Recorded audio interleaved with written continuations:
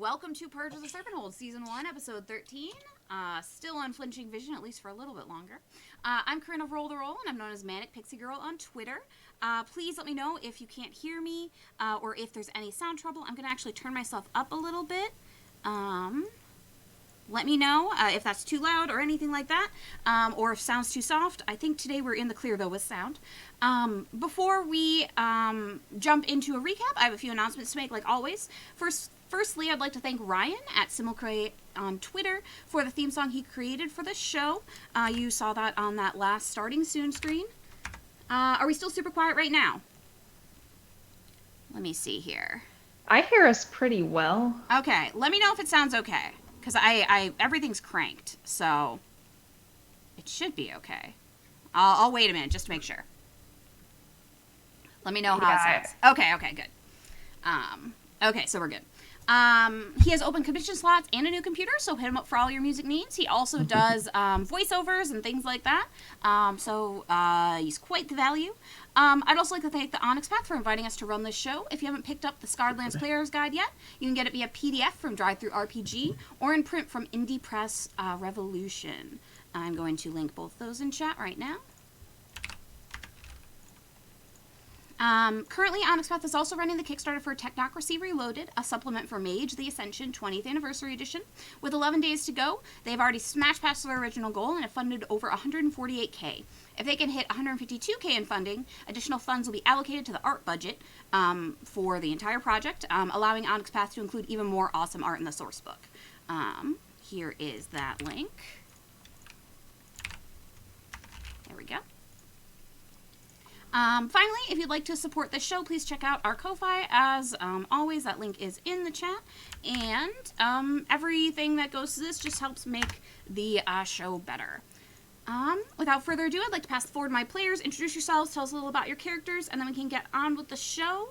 We'll just go from the top today. Hiromi, you're up first. Hi, I'm Hiromi. I'm a freelance writer and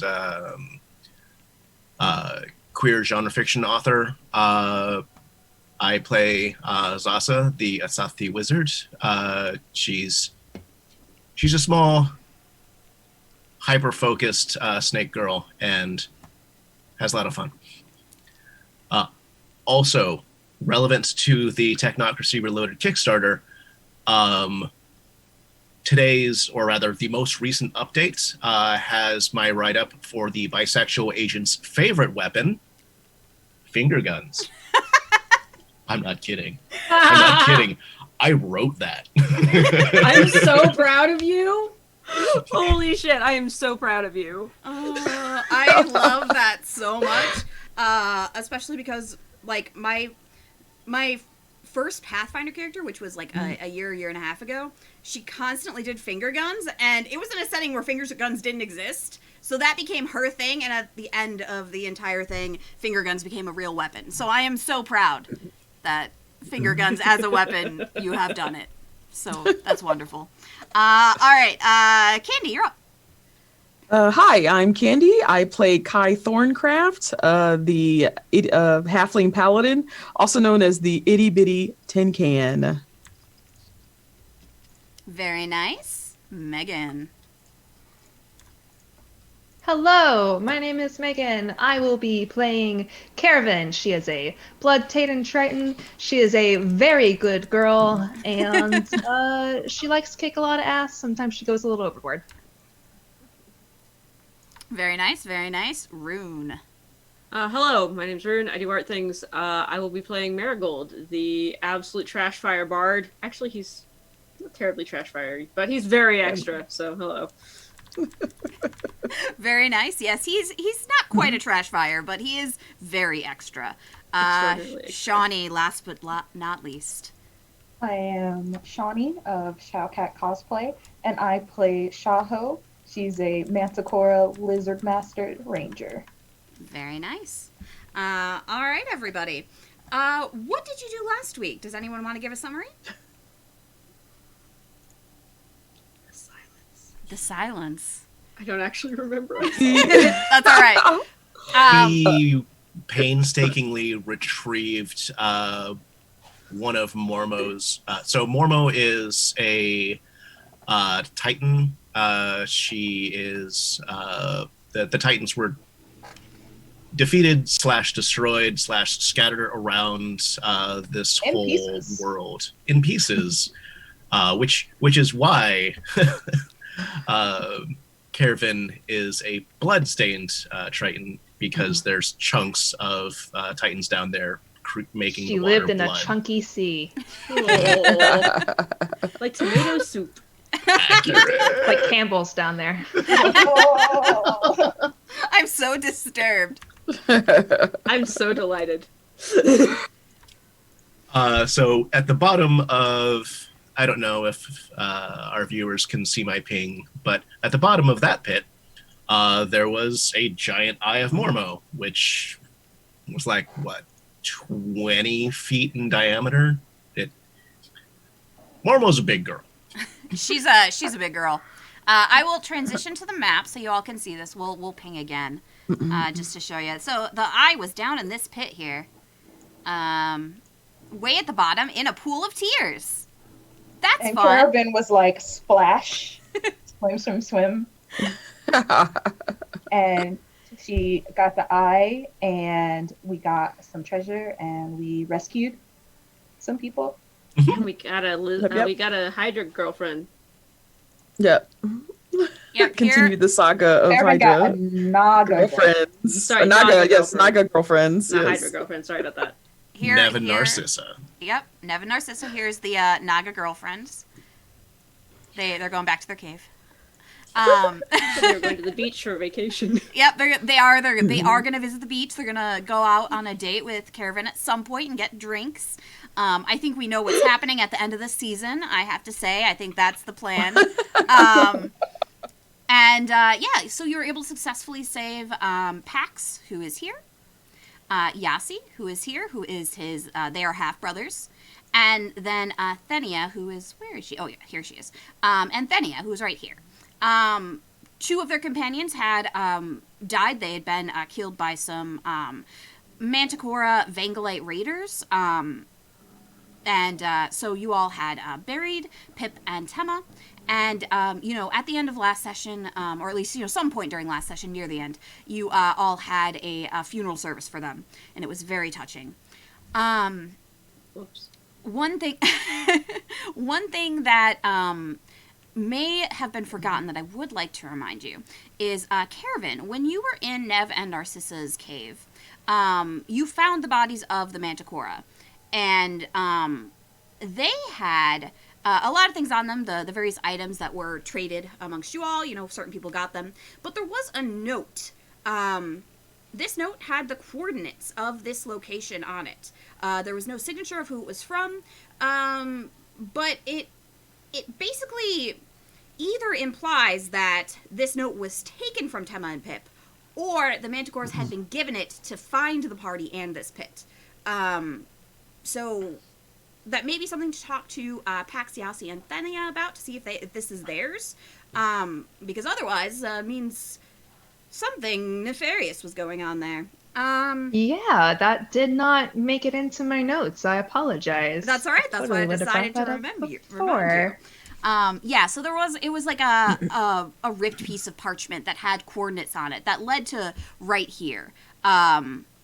And it was on the bodies of the bandits, basically, or the raiding party. Yeah. So you have that on your person, but you have not shared it with everybody yet. Another thing that happened near the end of the session is you are all together, with Pax, Yasi, and Thenia, heading back to the trading outpost. While that was occurring, you had a friend show up. Spike, the flying plants. So Zasa had reached out to Tarvish, a friend and researcher, who was able to supply a different means of sending messages that wasn't birds. This way of sending messages is a literal potted plant that flies. I believe we settled on it being an aloe plant named Spike. Named Spike. Yeah. Like the owl plant. And yeah. it has some personality. It doesn't talk because it's a plant. Beyond, you could probably try talking to it in the way that Cena talks to plants. But it's very lively for a plant. Shrub, awaken shrub, awaken shrub. No. I would say it's probably a half-awakened shrub at this point. Delightful. It's a semi-awakened shrub. And Not yeah, quite so woke. Oh God. It's still working on some social All right. justice issues, but it's come been a a long great way. game. I love playing with you. I feel like we had a good time this session, and we've gone as far as we can today. Poor Megan. The puns might be thick today. Oh, the puns are always thick with this game. They are. 2 C's. 2 C's. I'd say even triple C thick. Dummy thick puns. Dummy thick puns. Damn. But yeah, currently you are all traveling back. You also received a letter, just by normal bird, from Keela, saying that she has the glass. That you need to fix the spyglass. She is going to be at her friend's place, which is near the trading outpost. So you all are able to go back and meet her to kind of get that cleared up. And yeah, all you need to do is finish your journey back to the trading outpost, and things kind of go from there. Were you in the process of circling the wagons when we left off, or we stopped circling the wagons? Yeah, I think we for were rest. camping. Yes. Camping, yeah. Okay, so that's where we will pick back up. You are camping. Lamping. Yes, some of you are glamping. Take Marigold, it it's away. always- Whatever you'd like to discuss, however you'd like to do it. I'd say it's probably morning now.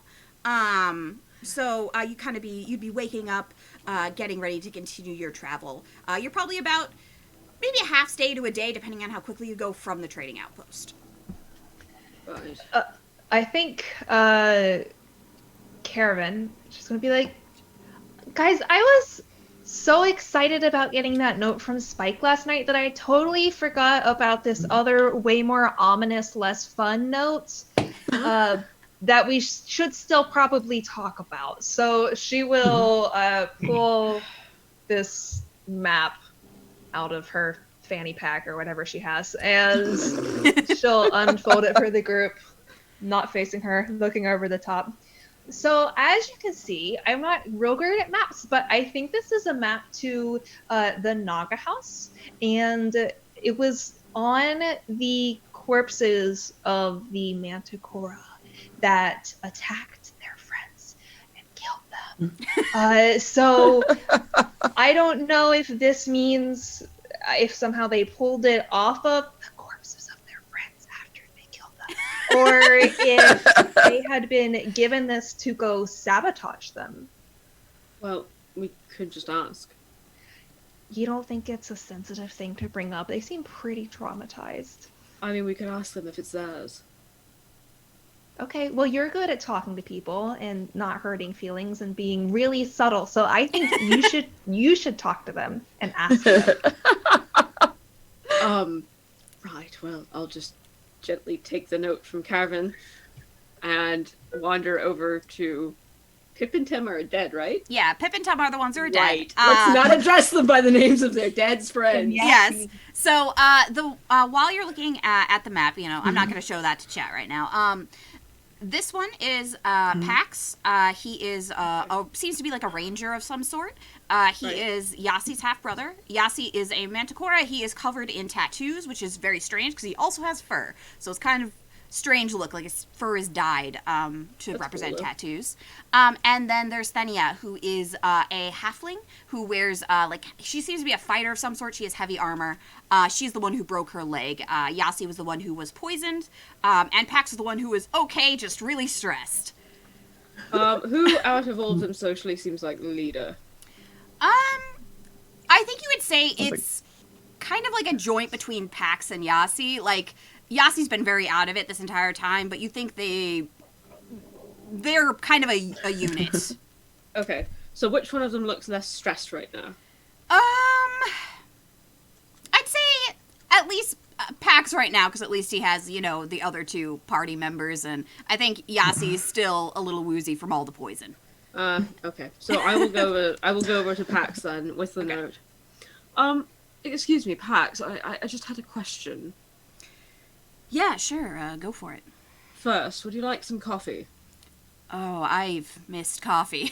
We were in that pit for a very long time. I actually have some, and Marigold will go over to the campfire where he's been making, of course, something with a French press because it's Marigold. And adds a little bit of like cocoa nib into the blend and like does this whole thing. Comes over with a cup of coffee.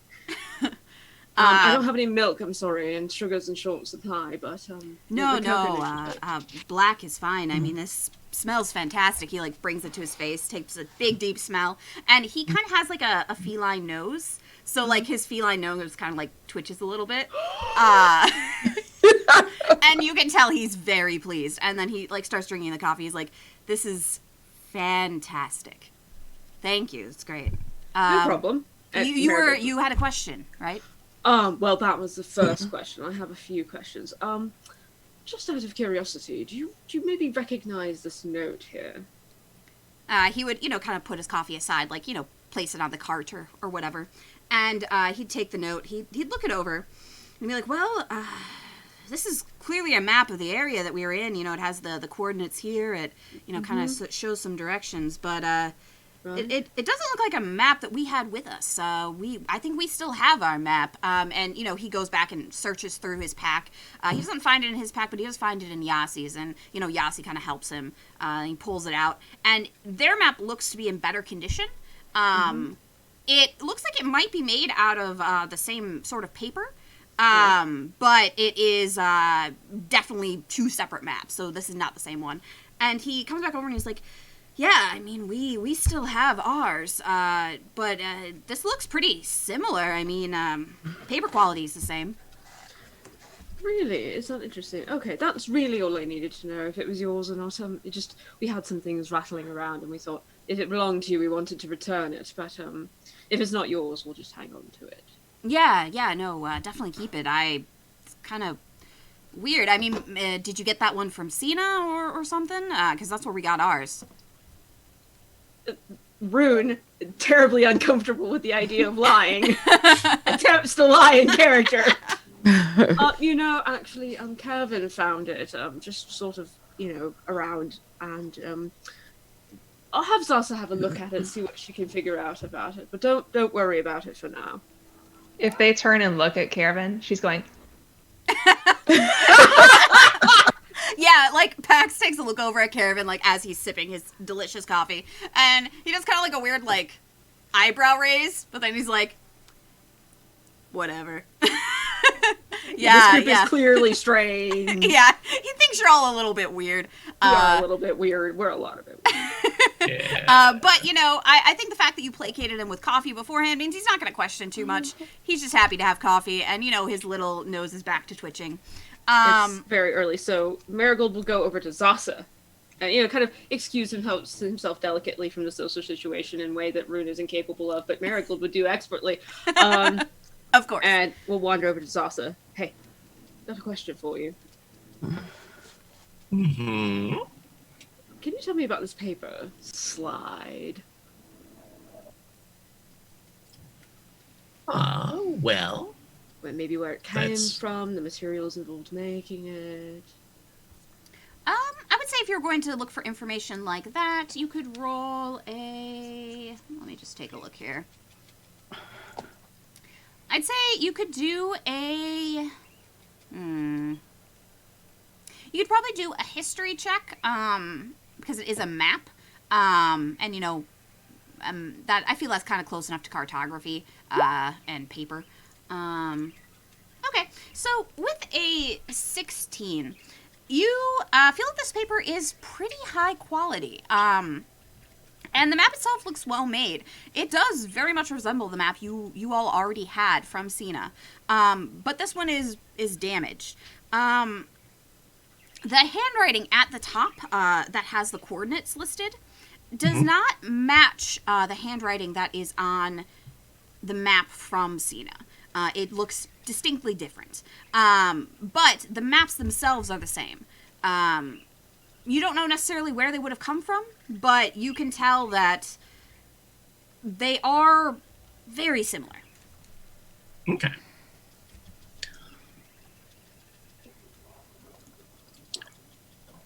Zasa will go ahead and relay that, and it seems likely that whoever this handwriting belongs to is someone who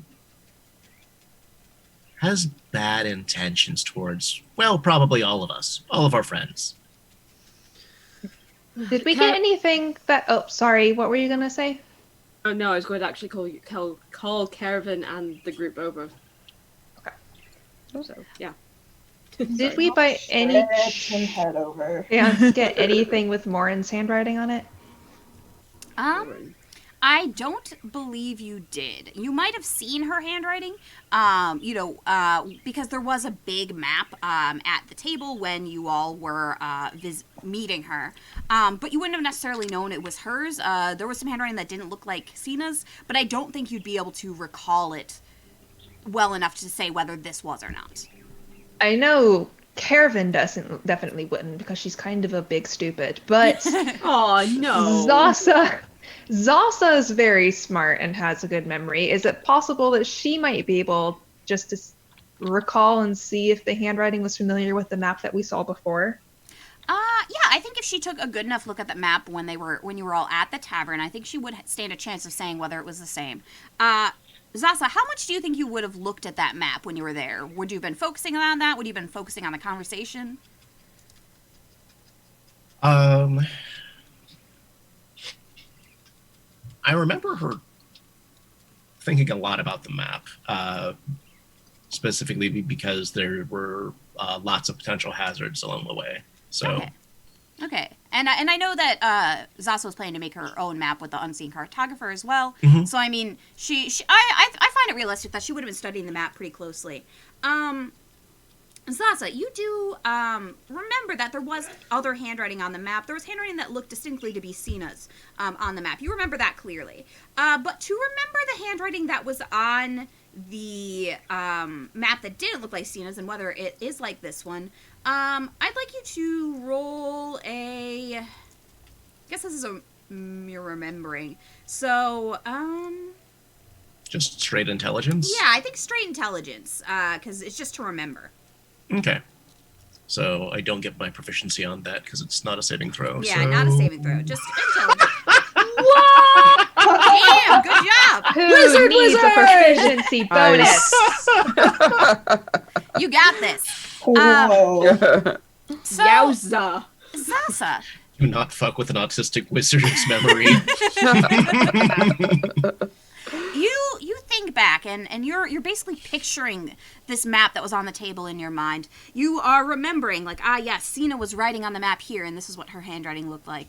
And then Morin, she leaned over the table and, made some notations, marking out a couple of hazards she thought were there. And in her handwriting, you distinctly remember quite a few letters that match the way the coordinates are written on this map here. It looks very similar. You can't say for certain, you can't say 100% it's the same because you're not looking at the exact same text, but given what you saw, this looks similar enough that you think they could be the same. It's impossible for me to implicate her with this much information, but the evidence does support that she's up to no good.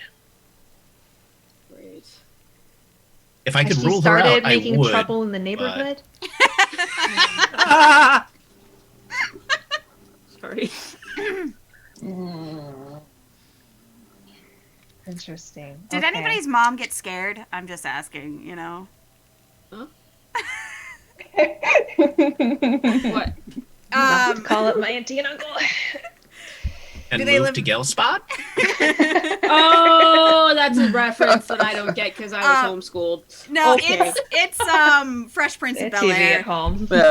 Yes, that's a reference I don't get because I was homeschooled. Yeah. No, it's just the Fresh Prince of Bel-Air theme. Right. It was incredibly similar.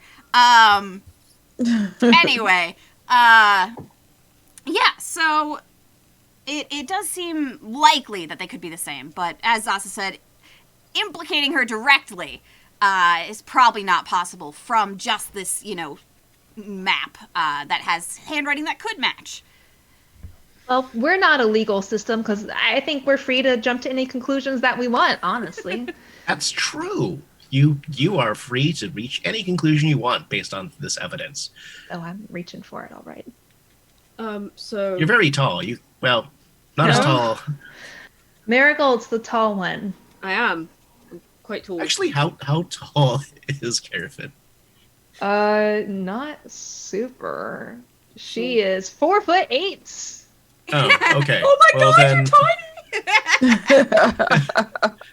never You're a mind. Zasa small would not group, call you except very for, tall. like- It is literally Lord. a bunch of very, very small people and then Marigold. Right. She's Marigold. He's like a foot and a half taller than the next person. Yeah. I'm pretty sure. Yeah, 6'3". Zasa's 5'2". It's basically just like all of you, like when you stand in a group, it's like everyone coming up to like maybe Marigold's like chest or like his hips, and then just like him towering over, like leaning down, like He sits for group photos. He just sits. Do the awkward squat. Yep. the like lean where you put your arms around everybody and you're like bending your legs, like I'm not this tall. But you know how in photos a lot of times someone who's super extra will just like lay down luxuriously in front. Yes! Oh yeah. We all That's me. hold him for pictures. Fire, I think we're good. I mean, I think that seems completely in character. Yep, no, he just sprawls across you all. Drapes. I mean, when we first met, didn't Marigold drape himself over a table? Literally over a table, yes. On brand. Very on brand. All right. One thing I would like to say that you all haven't done quite yet either is you haven't let Sina know that you have retrieved the eye. Well, Given what you know now, though, I don't know if you want to. We also did just get the plant Yes. to let her know. right. So, that is actually, since I have preternatural connection with the DM's questioning, well, alright, so what does this mean? If, what was her name, Marina? Morrigan? Morin? Morin. If you want to write that down, that's Morun. Morin. Morin. Morin. Yeah. If Morin is responsible for...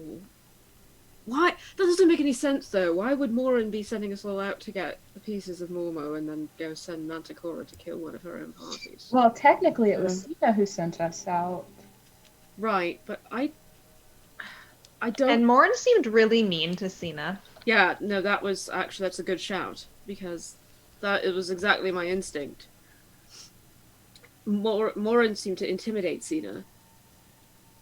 It was not a healthy manager-employee relationship. I don't feel like Sina would feel comfortable coming to Morin with her problems.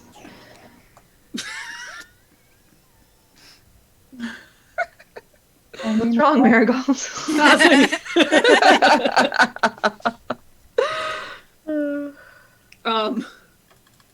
So here's the thing, do we want to tell Sina that we found this eye, or do we want to hang on to it and see what the situation is when we get back? I feel like any information we give to Sina, we have to assume that Morin Morun gets would it. know. Right. So, Maybe don't tell her that we retrieved it, but tell her that we have Pax and Yasi. Here's the thing, though. Pax and Yasi know we retrieved it. They saw us. Unless Also, we they- tell them not to tell. And then that's going to be a lot of us that have to play it really cool. And I'm super cool, but I don't know how cool they are. Only dead people keep secrets well. Let's just well, put it that I way. also don't know how much Pax, Yasi, and Thenia. Thenia I'm would listening. actually interact with Sina at this point. They're not getting paid for for the delivery of anything. And they lost 2 of their friends / family members on this trip. So aside from yelling at Cena and Morin, I don't know what business they would have that, like, continuing on in that direction. I look over to the others. Are they watching us?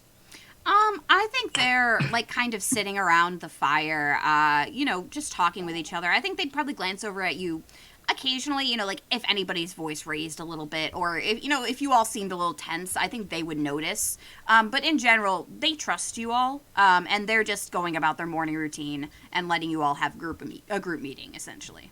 Okay.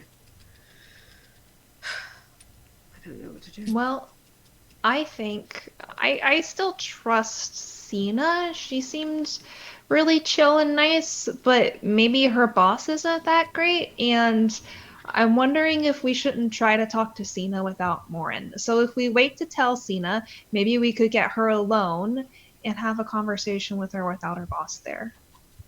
That seems like a good idea, actually. Why do you sound surprised? Oh, no, I'm not surprised. It's just I couldn't think of anything, and Okay. I accept that explanation. For what it's worth, Marigold does appear to be, like, looking fairly genuine, at least for Marigold. As genuine as Marigold looks. Okay, so to me, it sounds like the plan is to maybe contact Cena and not necessarily tell her that you have the eye, but, like, maybe try and meet with her without Morin. Is that correct? Mm. Okay. Yeah. Yeah. Okay. Yeah. So, you can definitely send her a message either with Spike. You now have a way to send messages without getting a bird. You could send a message of some sort, but I would need to know what you were saying to bring Cena to the trading outpost, or even to bring Cena and more on there without saying exactly why, or fibbing about why. It is a letter. Well, hold on. I can speak to people telepathically, as can, I believe, Zossa? I believe Zasa has a message. Kind of. I can talk at people repeatedly, and then, But it is a bit obvious, right? You have to cast magic to do it, right? yes. Look, if we can bring Morin in, really, we'll just say we'll meet them at the trading post, and I can have a conversation with Cena mentally. I don't know how well it'll go, especially if there's some sort of, like, detecting thoughts magic running around. Is that a spell that does that? I don't hear what you're thinking. Zasa? Detect thoughts? Oh, it exists. It's a level. Yes. It's very obvious, though, because you have to kind of stare, Oh. and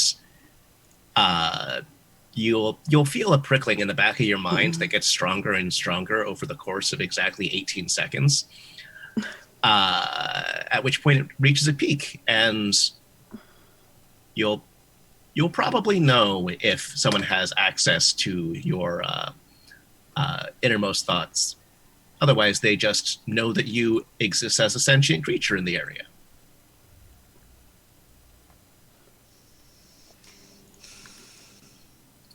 That's a lot. Alright, well, that's the best plan I have. Get her there, try to talk to her, see what's going on. All right. Chat, please! Wow, I'm confused. What's chat saying? Yes, detect tots. Same thing, right? All right. So you're going to send a message with Spike. Is it going to be a message that you like literally write and give to Spike, or is it going to be just relayed to Spike? And since Cena can speak to plants, Spike would have to relay it. Well, I can speak to it in Sylvan. You know, Shaho, we ought to teach you Sylvan so you can start learning the language of the forest as well. I'd like to learn. Right, well, let's add that to the list of things to do. What are we going to tell them?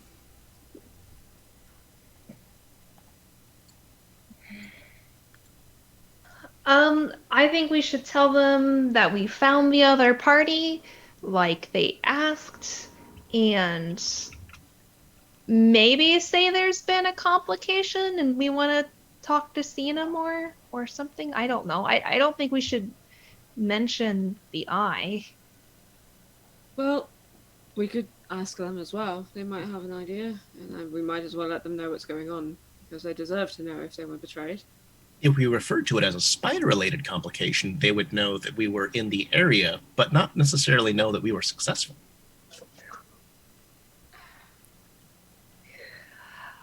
Well, I mean, do you think it's a good idea? I know you think they deserve to know the truth, and I'm not arguing that.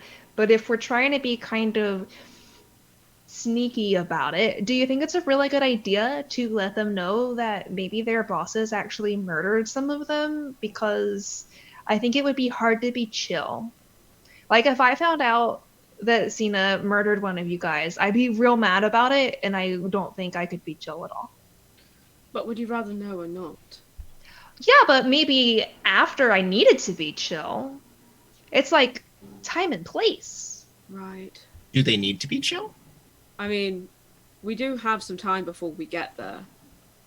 And maybe we emphasize you need to be chill about this? I don't know. I'm good at entertaining people. I'm not necessarily good at lying to them.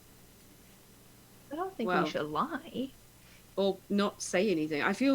I know this is rich coming from me, but I actually do really rather feel guilty just not telling them. I think we should tell them. I just don't know if we want to tell them. Yes. I don't know. Yeah, I'm worried if we tell them now, they're just going to be really mad because they have an absolute right to be mad, and then they might try to just, like, go punch Cena or Morin, and then we don't get any answers. That's true. Also, sometimes having knowledge can endanger you. So the more they know, there's a chance that someone could come after them for additional information. Right. And they did see us.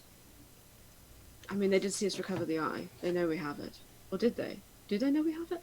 They know Yeah. you have it. Yeah. Yeah, they know you have it. All right. I don't know. I mean, Kai, you've got the most moral development of any of us. I usually just do what feels good, and that doesn't always work out. Especially when it comes to not hurting people. I believe that Shaho is right. They could still be in danger since they are still alive. I think we probably need to find out a little bit more about what's going on. See, and now I'm like, hey, That's- maybe we should tell them, hey, you're in danger because you're in danger. You could still be in danger. That's true. We Yeah. suspect that the murder was related to the eye, but But- that's not a guarantee. True. It's speculation only. Yeah. And are we going to be keeping them with us until we find out what's going on? Because if we're not, then we should probably tell them that you might still be in danger. So I'm kind of actually now leaning more towards telling them. That's a You know good what? point. Let's see here. I need an even. Odds or evens, kids. Marigold pulls out a die from his coat. Odd, because we're playing the odds. Fair enough. Odds we tell them, evens we don't, eh? Chance? Leave it up to chance. Because I don't know. Well, that's a 1, and I'm not really sure what kind of number that is. That's an Odd. odd number. I guess Odd we tell- number. So did we say what was what? Yes, odds Odds we is tell them. Odds we Okay. tell them. Okay, So yes, we should yes. tell them. Okay. I So don't- yeah. I know you don't Um, read, Kevin. What's that? What do you? What's up? I'm not going to tell them. I'll Oh, tell you them. don't want to be the one. I can tell them. That's a not it sign. Yes, yeah. I could tell them as well, but maybe Although it somebody- could also be the I'm pointing to myself, so I will tell them. It's not that. You had it right the first time. You shouldn't question your gut. You should always go with your first instinct. I would like to moral. say I've heard that might be called nose goes, and that the last one to touch their nose must go. I said I would tell them. Okay. All right. Okay, so you're Okay, going Kai. to approach them, Kai, and kind of let them know what's Yes. going on. All right, so they are all. I'll just put them over here. We'll say this is where the fire is.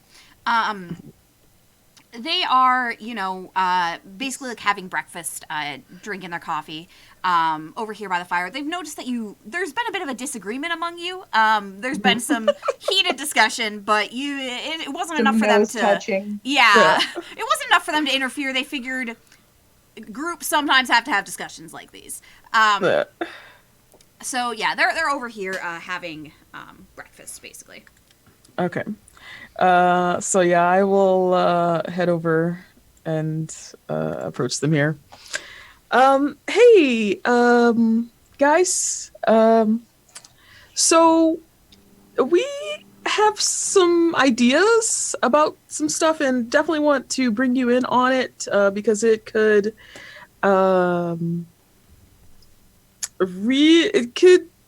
it probably has something to do with you.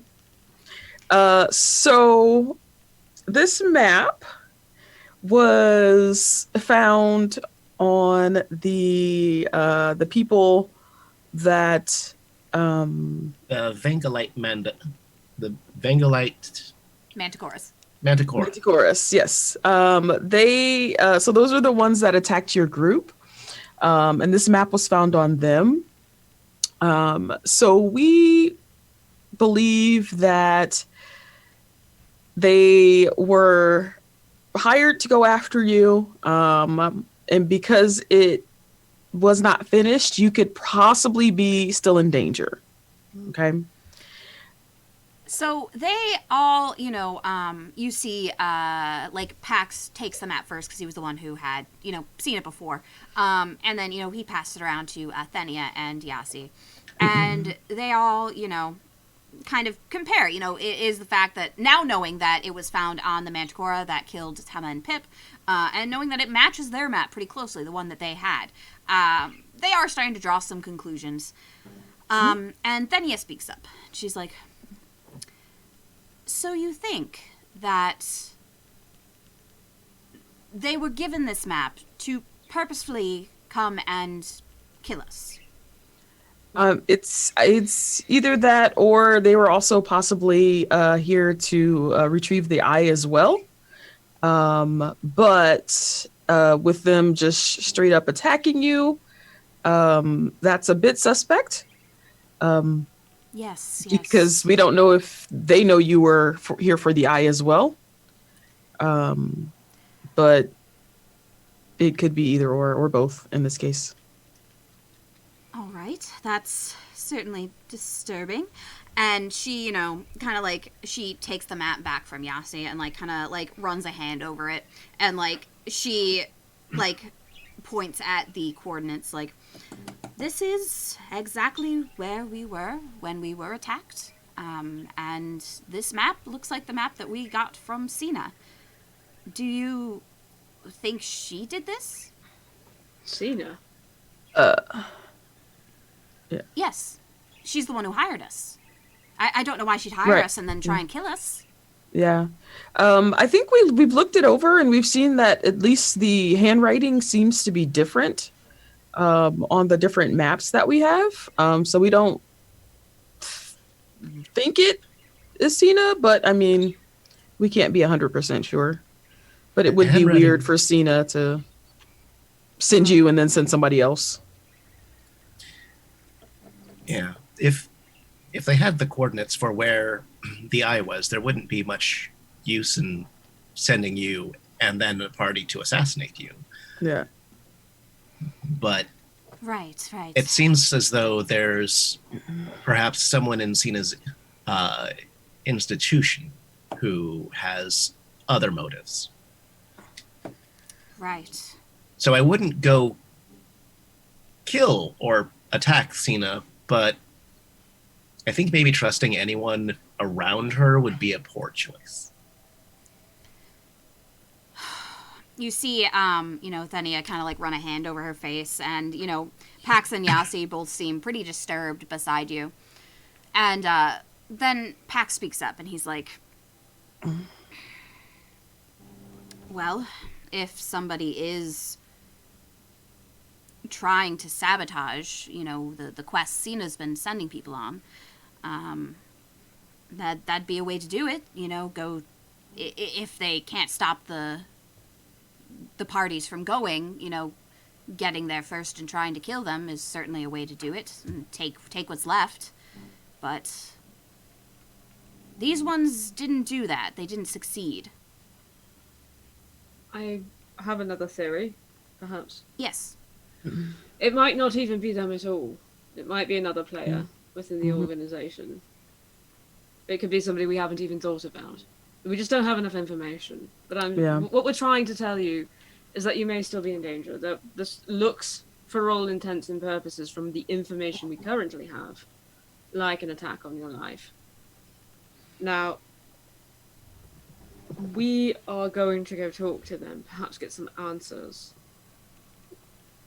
I think it might be best if you laid low for a while. And Yasi speaks up, and he's like, "We can lay low. We'll come with you to the trading post.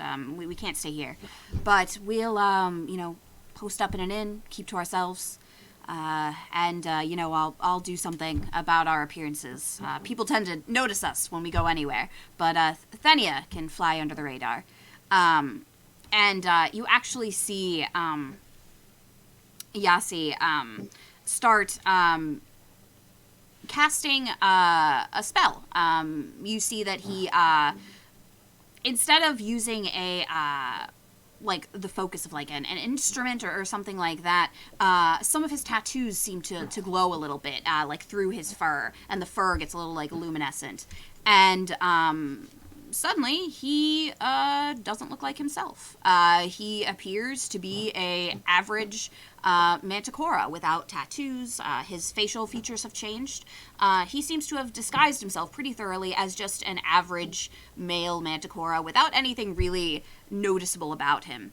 And then he gets up and walks over to Pax and does the same thing. The same tattoos glow, and Pax, instead of, looking like the kind of strange mix that he is between Manticora and elf, he just now resembles a half-elf male with dark hair, and, he's still wearing his, Indiana Jones hat, but for all intents and purposes, he no longer looks like himself. He looks like perhaps what he would have looked like if he wasn't also part Manticora.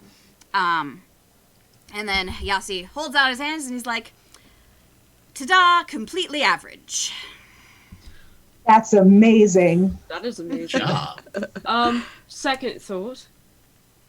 Why not, this may be a bit of a stretch, but why not just tell them that you're dead? You can be in disguise, walk around as you will. We'll come into the city at different angles. Try to stay in contact with one another, but if you're dead, then yeah, nobody's looking for you. then nobody's looking for you, and we're the only people that have seen you, except for the Crown Naga. But I don't think she's going to be wandering into the trading post telling anybody anything. And it's Thenia that speaks again. She's like, "Now that's an idea. We can stay under the radar. Everyone thinks we're dead.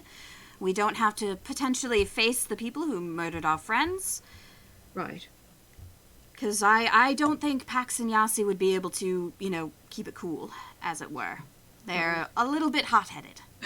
And you see them both kind of bristle beside you, and they're like, "We are not hot-headed, excuse you, but, Totally are. they totally are."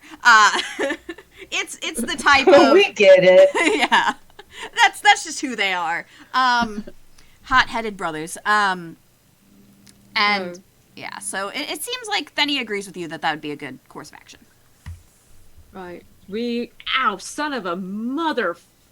Ow. Did you stab yourself while... Absolutely. Ow. Right, so... Sorry, I just spilled coffee in my lap. I apologize for the language. Marigold's kind of prestidigitating himself off, or tries to, and then looks at Zasa piteously, my silks, Zasa, please. Prestidigitation. Thank you so much. So, anyway, don't spill hot coffee in your lap. Terribly ill-advised. So you're dead, and we'll tell them that you're dead, and we'll see how the meeting goes. We'll be in touch, though. So I think when we get within, I don't know, half a day's journey of the city, I think we should split off from one another. And maybe you wait a day, I don't know. But don't follow us in. As much as I would rather know that you're safe, I don't think you're going to be if you come in with us.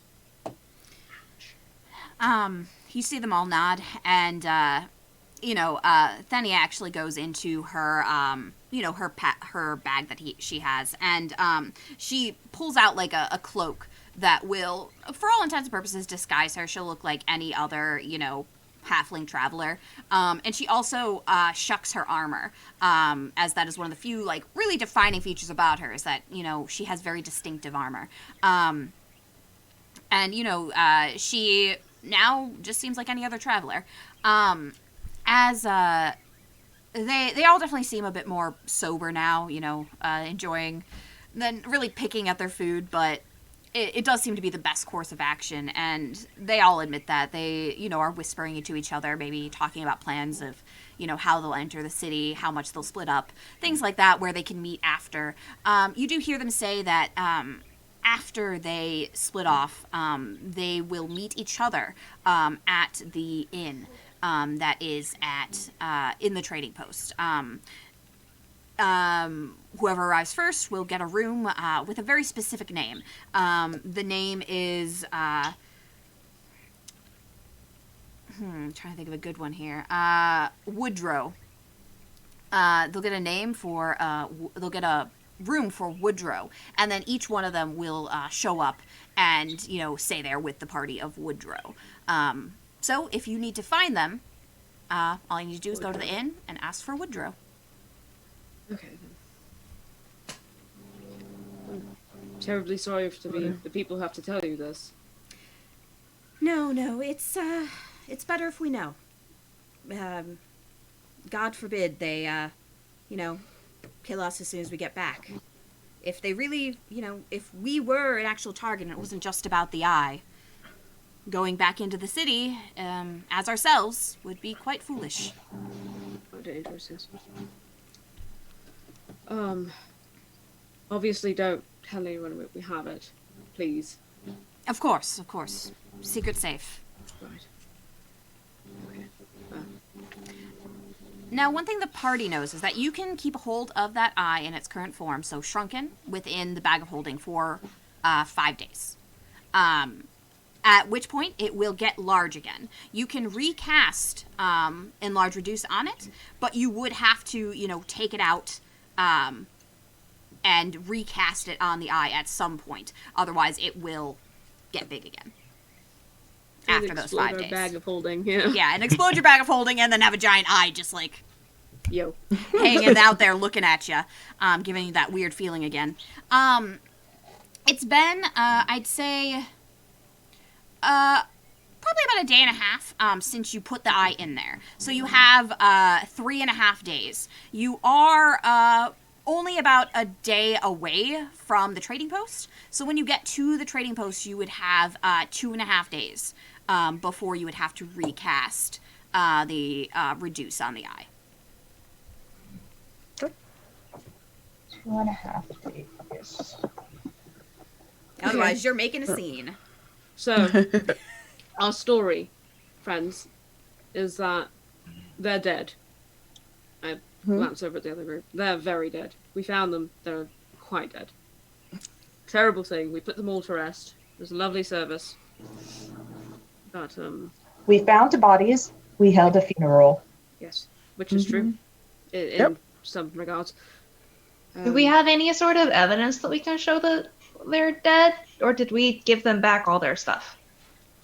That's a good question. Do you have any trinkets you don't mind parting with? Something that might be significant and unique to you, but...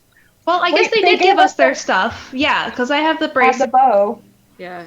And then Zasa has the spell book. So but that you isn't you there. do have items from Tema and Pip. You have the bracers and the bow, which are from Tema and Pip, and the symbol of Tannel. from Tema and Pip. So that's enough to provide that Tema and Pip are dead. You would need something else from each of the others. You see Pax take off his hat and, kind of look at it fondly before handing it over. Not the indie hat. I want this back. Right. Tell them you have to keep it, to remember me by or something. I don't know. Don't let them have it. I want it back. Right. Okay. I take it from him and I put it on my head. Yes. Is it like way too big for you because you're a halfling? Yes. Delightful. And I kind of like cock it back so you can like see my face at least. And I'm like, oh, it doesn't look as cool on me. But for reference, it is a very much Indiana Jones style hat. It is like brown leather with like a little band. It looks hilarious but great on you. And you see Pax like looks a little like uncomfortable without it. You think he might have like a big attachment to this hat, but it is the one thing people are gonna be like, that's Pax's hat. Yasi kind of thinks for a minute, and then he goes into his bag, and he pulls out his tattoo gun, his tattooist supplies, and he hands those over. They are stylized. It's a very beautiful set of supplies. Like it's in a fine bound, like leather, like roll up. It has, like very beautiful needles, and it's a very nice set. In the corner, you see of the roll up. It has like Yasi written in very nice script. Wait, Yasi, does this mean you tattooed yourself? Most of it, yeah. Those are How? that's incredible work, actually. Well, I needed somebody to practice on, and who better than me? Good lord. That's crazy good. He actually Well done. leans down and like kind of parts some fur like on his shin, and you see that he's dyed the fur to kind of match the tattoo underneath, or it's some sort of magical effect. You're not certain, but you can kind of see that there's a bit of a rougher tattoo that doesn't look quite as good. And he's like, that one's my first one. Oh. My first one was actually horrible as well, but I'm not showing you where it is because it's in a very Oh, I'll show him unfortunate- my oak and shield one, like on the back of my neck. Oh, this is good work. It's nice. It is beautiful. It really is. I It's can actually nice. use those. Oh my god. So he hands those over. He's like, I will want these back. Of course. They're sentimental, and I need them for my craft. But it's the best thing to say that I was dead, I guess, because usually I wouldn't part with them for the world.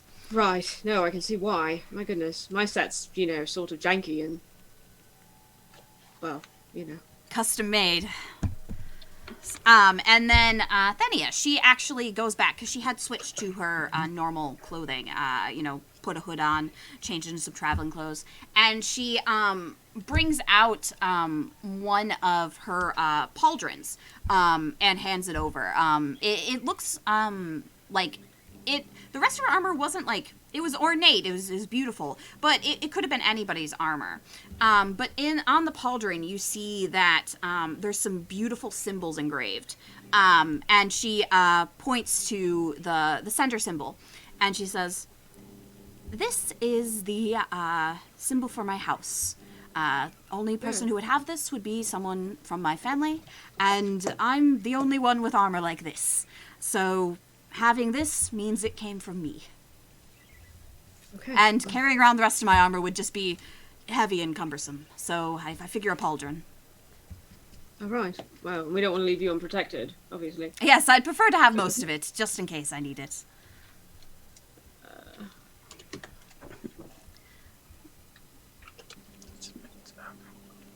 All right. So you now have something personal from each of the party. And and they are all in their disguises already. Yasi, it seems, will have to, he'll have to redo that disguise self more than likely, but this was just an example of what they would look like, so you have an idea of who to be looking for later, because they'll look very different. As, they kind of stand up and brush off, and they're like, well, we should probably be going. We need to get back to town, right? Yes. Yeah.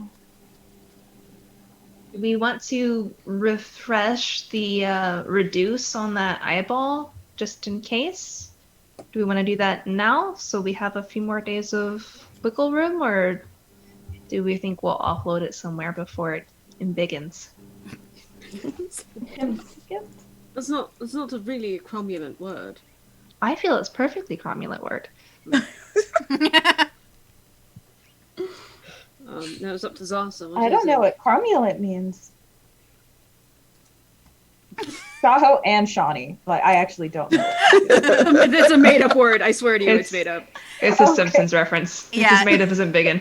Yeah, it's a made-up word that was a joke on how you can basically make up any word Okay, cool. and just give it a meaning, and then that's what it means, because words are... That's how language all works. made up.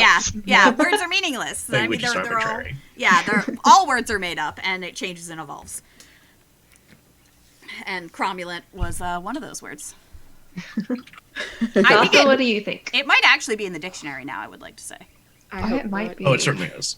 No. Well, now I have to look.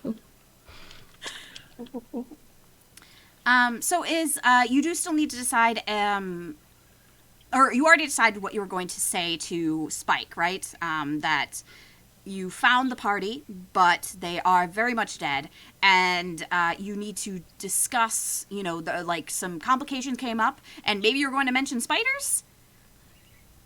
There were spiders. Okay, so you're gonna Sure. say there's some complications and spider problems, and you need some advice? Why don't we just say we need to talk? There was some Okay. complications involving spiders, and we need to speak to her. Okay. All right, so you, I assume Marigold crouches down next to Spike and speaks in Sylvan, passing along this message. And as you start speaking in Sylvan, Spike does a little shimmy, like very happy to hear Sylvan, and like wiggles about. Before Spike flies away, though, with this message, he flitters over to Zasa and does like a little wiggle, and then like kind of bows over, like saying like, "Oh, goodbye." And then flies away. You watch Spike bobbing awkwardly in the distance because Spike is a flying aloe plant and is not very aerodynamic. It's kind of like ooh, ooh, ooh. But it flies. It flies in the direction that you would assume Cena would be. I kind of picture it having like all of its little aloe leaves flap on either side, but Yes. in a rhythm, so not just all of them at once, but almost like a ripple. Yeah. So to me, it would be kind of So it would look Oh, like a it would look sea like a anemone. ray. yeah, it looked like a manta ray, but a plant through the sky is what I picture. Hey, I mean, it could be like that. It could be like kind of like manta ray. I think it'd still be a little bit awkward. Wobbly. Yeah, it'd be a Well, little it bit also wobbly. has a pot Yeah, that it's because it has holding a up, pot swinging that it's around. holding up. So, yeah, I think he'd be kind of ray-like, but still a little bit wobbly, still kind of like doing like a weird motion because the pot is weighing it down. But it needs the pot to have roots.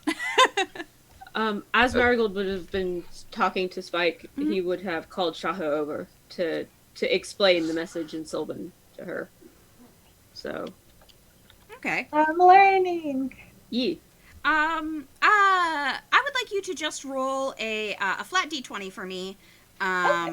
Both of you, roll flat d20. I just want to see how well this little lesson goes. Okay. Sorry, Shaho. It's okay, you have plenty of time. Oh I'm God. not learning very well, but So- I'm learning. No, it's like shag. So, derogatory? Yeah, no, it's close. It's very close. You're doing well. Work on verb tenses tomorrow. Absolute nightmare in Sylvan. There's actually like 15 of them, and they all change depending on like. Mood.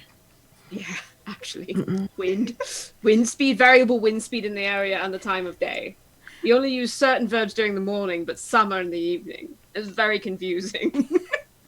I'm just like, Shaho's looking very confused, and at both of you, at your attempts to teach and Shaho's attempts to learn, any plant life in the area is absolutely appalled. Like, it is like leaning away from you, like creating a path. Like, there's not a whole lot of plant life in this area, but anything that, if you were to look around, you would see like a dandelion like curving away, like, oh god, it hurts my not ears. It's god awful. But you have plenty of time in the future to learn. And it I'm was pleased and confused. a good try for it. I was like, they moved. That means I'm doing something. All right, so I assume you pack up your things and you get ready to head to the trading post. At least for now, you have the 3.5 days until the eye will expand again. By the time you would get to the outskirts of town, you would have 2.5 days left. So if you wanted to plan to take it out and get 5 more days, you could do that. I think you have at least 1 more script left. Is that right? Like 1 more scroll of Enlarge Reduce? Mm-hmm. Okay, 1 so more. you would have 1 more. So you could give yourselves 5 more days instead of just having the 2.5. It would be 5.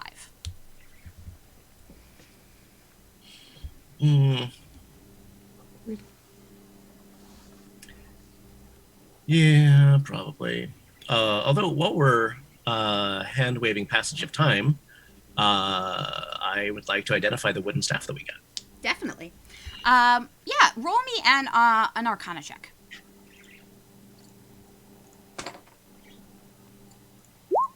Nice. Yeah, with that 22, you started examining this item, and it's definitely magic. You know that because it would have been destroyed were it not. Let me just find where it is in here because it is here. You think that this item is definitely Staff of Enlarge Reduce? It is not. Let me find this here. I can't find where I put it in my notes. Here we go. Okay, so this item is magic, but it's a +0 magic quarterstaff. It does have a special effect, though. As you keep studying it, you start doing multiple tests. You know, as other people are driving, you're in the back of the wagon. You know, testing this, studying it, writing notes. And you notice that when you thrust the staff out in a direction, you are pulled towards that direction. It drags you. And one time, when you're doing this, it even drags you off the cart and you are floating in air. Specifically, you have found the Flashwood staff. I will give you this information. The what? It is this. It is in the Discord. By spending a bonus action, one may thrust the staff in a direction and then roll 6d10. The result is the number of feet one is dragged by the weapon in the indicated direction. Keeping one's footing afterwards, if staying on the ground level, requires a dex save equal to half the resulting distance roll, or fall prone and lose one's grip on the staff. That should say staff. If in a direction without ground under you, it's a strength save. Same difficulty, to hold on afterwards. Should the staff come into contact with walls, stone, etc. in its path, it should be treated accordingly. Damage to the weapon, damage to the object. Pointing the staff at another creature and using its ability is a ranged attack roll. Letting go of the staff for any reason immediately turns off the flying effect. So you have a staff that can just make you fly, or make anybody fly, in a specific direction. Eat. If they can hold on. If they can hold on. Question. Yeah. If you are in battle with someone within the 5 feet and you use this, would they still get an attack of opportunity? Probably, right? I would say that... I would say they wouldn't the first time you did it, because it's very surprising. Okay. They wouldn't cool. expect you that. to do this. So, let me, I will, because I need to change a word anyway, I will include that if you do this in battle, the enemy will not get an attack of opportunity the first time you do it. If you keep doing it, by that point, they know what you're doing. Yeah. But the first time, this is not what they expect to happen. They think it's a staff, just a regular old staff. Surprise! Yeah. First time this is used Hello. in battle. How many pounds of thrust is this staff? Describe the thrust for us, Corinne. God damn it. We're back to the thrust of items again. Goodness gracious. Heathens, all of you.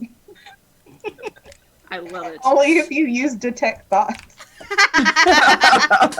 Hello, you've detected me.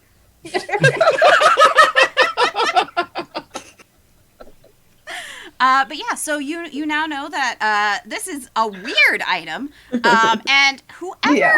and Sasa, you have the feeling that whoever had this item tried to use it to get to the eye, and failed that strength check, and plummeted into the water with the staff falling behind them. The staff survived; they did not. You have died of thrust. Yes, they died of thrust. I'm sorry. The thrust was too strong. They couldn't hold on. They just couldn't hold on. And Zasa, during this time, would you also like to study the Vangelite spellbook? Sure would have. Okay, so I actually have a document for you for this one, so give me just a minute here. So this item is very special, but I'd like you to roll me an Arcana check. Okay. Aw. Now, let me see what you got. Okay, so you still understand what this does, but you're not able to utilize it just yet. You'll need to get a higher Arcana check to do so. So what you find is that as you're studying this book, it is full of spells that the followers of Vangel would use. But you realize something. As you're studying this book, you feel that if you studied it well enough, you would be able to cast one spell from this book that you wouldn't usually be able to cast as a wizard. This spell is added to your list permanently. But you can switch the chosen spell out for another spell in the book once per level. So it's permanent, but you can change it out for a different one that then becomes the new permanent one for you. You can only learn spells up to the level that you can cast spells. So if you can cast second level spells, you can learn any of the second level spells. But at which point you can learn a third level spell or a fifth level spell, that's when you'd want to trade out that spell for one of these other ones. The one warning is that these spells are a lot of them are quite violent and unsettling. So if you're using these spells around like townspeople, NPCs, people you aren't actively fighting, it's going to cause some people to become unfriendly to you. Just because these are some pretty sick spells. Lots of like fountains of blood and Like some unforgivable curses. yeah, like plagues and things. So I mean, it's not going to make people who are just going about their business too happy to see you do it. So, you would have to get a higher Arcana check to be able to learn that one spell permanently, but once per level, you do that Arcana check again. You can switch it out if you like, once you can do a higher level spell, for instance. Or if you just want to switch to a different second level spell, because there's 2 in here right now. So yeah, that's what you get from that Vangelite spellbook. That's pretty cool. Yeah, it's some really. I will post this document so you all can see it, just so you can see these like nasty spells. Take a look at this later. It's like there's like a fountain of blood and like turn people's blood into like thinner blood so that they bleed all over the place. Like it's some crazy stuff. Vangel's Sounds very pretty scarred land. Yeah, Vangel's pretty brutal. So if you're using these, just be aware. People are gonna be like, "Oh God, what did you just do?" Yeah. So, is there anything else anyone would want to do during this trip? On the whole, it's pretty uneventful, just like the first half of your trip into this area was. I'd just be practicing like training sessions with Komodo. Okay. So you'd be practicing with Komodo. All right. Maybe hitting on Yasi a bit. Yassi's into it. Marigold would wingman that. You can tell, Shaho, that Yassi might have a bit of a thing for you. It's mutual. I have a thing for me too. Lovely. So, up until that last half day, you and Yassi are, like kind of huddled together in a cart, like talking and laughing. And there's definitely some flirting going on. Eventually, he will have to break off to go his separate way while you all enter the outpost. But before he does leave, he actually, kind of like puts a hand on your shoulder, Shawnee, and he's like, I know we're supposed to stay apart for a while, to keep things on the down low. But, if you want to come hang out or something, like secretively, I'd love to, show you what I can do with some of my tattoos. I would love it. Whoa. I want a new Right. tattoo. Right on. Yeah, I yes. can give you one. I want a custom one from Yassi. I can get 2 tattoos. One from Marigold and one from Yassi. After I no longer have to pretend to be dead, I'd love to give you, a custom tattoo, once I have my, tools back. It's a Tools. date. Sorry. And, so you now basically have a date with Yassi to go hang out with him and see some more cool stuff his tattoos can do. Sometime while you're at the trading outpost. So you could choose to do that basically at any time, but you probably want to wait until after the meeting. Yeah. Maybe just a There's little not bit. so much danger. Yeah, things are a little bit less tense. All right, anybody doing anything else? Talking to anyone in particular before they have to split off? I'm actually also bonding with Opal. I've Okay. given her a nickname. It is Opalito. Aww. She's the littlest lizard. Aww. So she's Opalito. Uh-huh. And I'm just, feeding her treats, maybe like trying to teach her a couple of little tricks or whatever. Okay. She's liking it. She loves the nickname. And you actually notice that she's like kind of like cuddling up next to you, like curling her tail around you. She seems pretty pleased. And Shaho, any bonding that you do with Komodo, Komodo also enjoys it. He actually takes a liking to Yassi and is hanging out with both of you. Ooh. Approved! Lizard approved! Pet approved. All right, Caravan or Marigold, are you doing anything particular on that like half day before you have to split with the other party? I think Caravan is just. There's a lot going on right now. There's a lot on the line. She's going to be focusing on her meditation, trying to center herself. She has to be cool for this. So that is what she'll be doing. Just a lot of like yoga. The wagons. All right. Wagon yoga, I dig it. Is there anything Marigold's doing? Marigold is unusually quiet for once.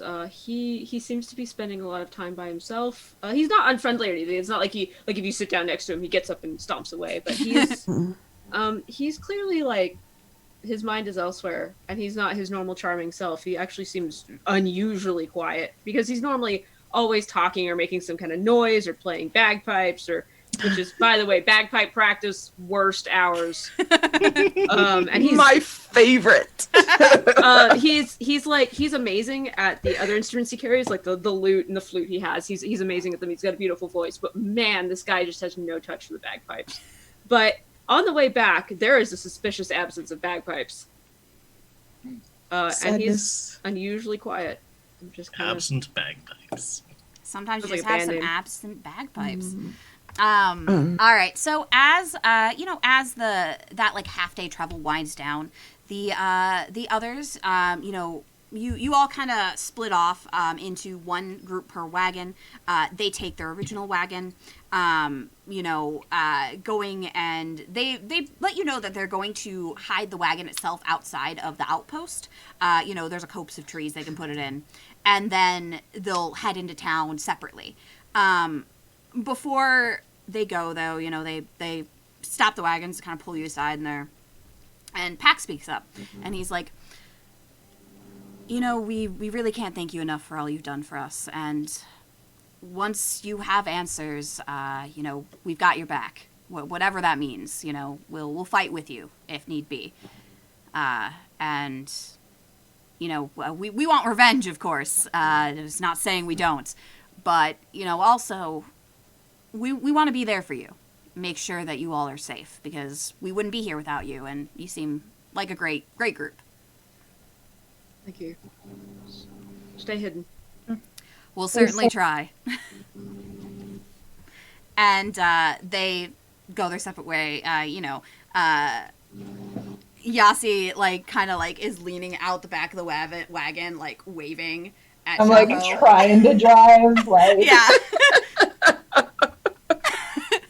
And then Caravan's gonna call out, "Bye, keep yourself secret, keep yourself safe." you see Pax, as they're driving away, elbowing Yasi, doing the eh. And Thenia is face palming in the background, oh my god. And then they fade off into the distance, going towards a copse of trees that you can see out that way. A good place would be for them to hide the wagon. You're able to continue your journey into the rest of the trading post pretty easily. You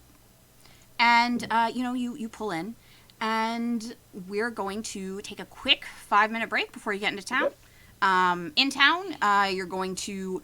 you will have to wait for Sina a little bit. You feel she's not going to get there immediately, so you will have time to do some stuff as well before she gets there, as well as maybe after, depending on how things go. So we're going to put you to break. We'll be back in 5 minutes, and then we will continue. We'll be right back.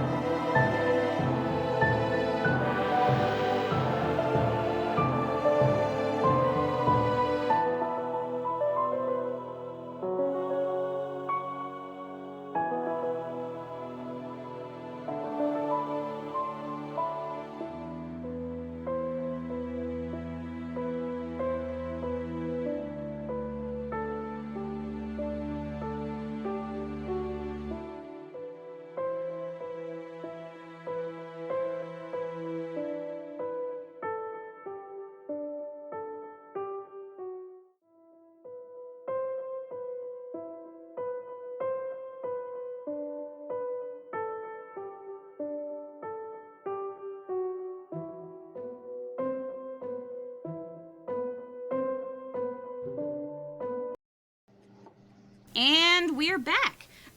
The party is basically ready to go back into the town. I am going to remind you of a couple of things that you can do at this trading outpost that you may have forgotten were some threads.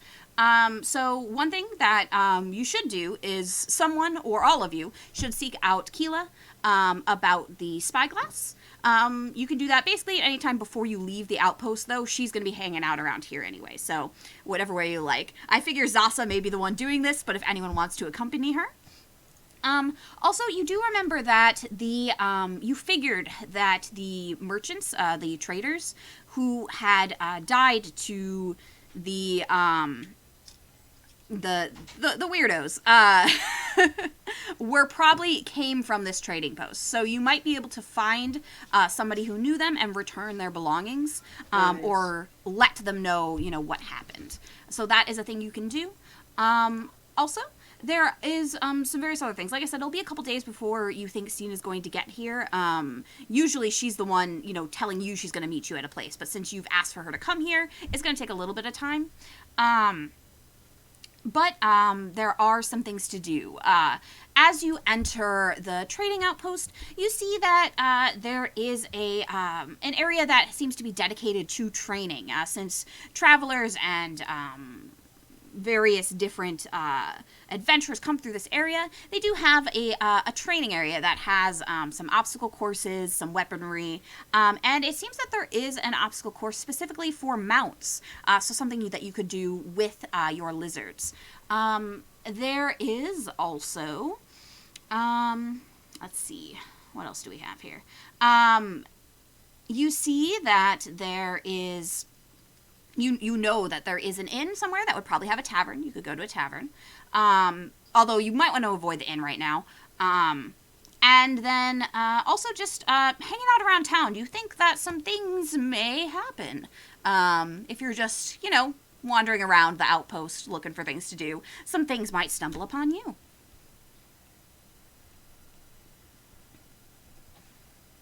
I personally would love to get the spyglass looked at. Okay. I'm dying to know what that bad boy does. Mm-hmm. Same. All right. So, if you're all heading directly for Keela, let me find... Here we go. So, as you all enter the town, start walking around, you actually... does anybody ask after Keela? See if anyone knows her? Zasa will. Okay. Doesn't necessarily mean that she's going to be good at it, but Okay. she would definitely do it. Okay, I'd like you to just give either a persuasion, just to get information, or an investigation to try and figure out who the best person is. Interestingly, those are the same. Oh, okay. With the So same bonus. with an investigation, you basically look around, see if there's any some academics around, or anyone who looks like they might have come in via a recent boat, and you are able to find a scholarly-looking chap in robes who is reading by the just kind of underneath a nice tree, and as you approach, he looks up.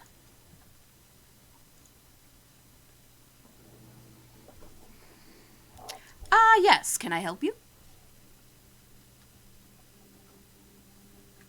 Was looking for Keela. Do you know the scholar? Keela, that sounds familiar. Oh, yes. She's Vizion's friend. Yes, she's probably at Vizion's place. What you're going to want to do is go back, about a 5-minute walk that way, and there's going to be a path that leads away from the main thoroughfare. In the distance, you will see a cabin. It's small, but well kept. This should be the right place. You'll know you're in the right place, because once you approach, there will be a little mail slot, and it will say, Vizion. Oh, excuse me. That makes sense. Yeah, he should be there. He basically never leaves. So you'll be able to find him, and I'm sure Keela's there. I haven't seen her around town today. Well, thank you very much for your help.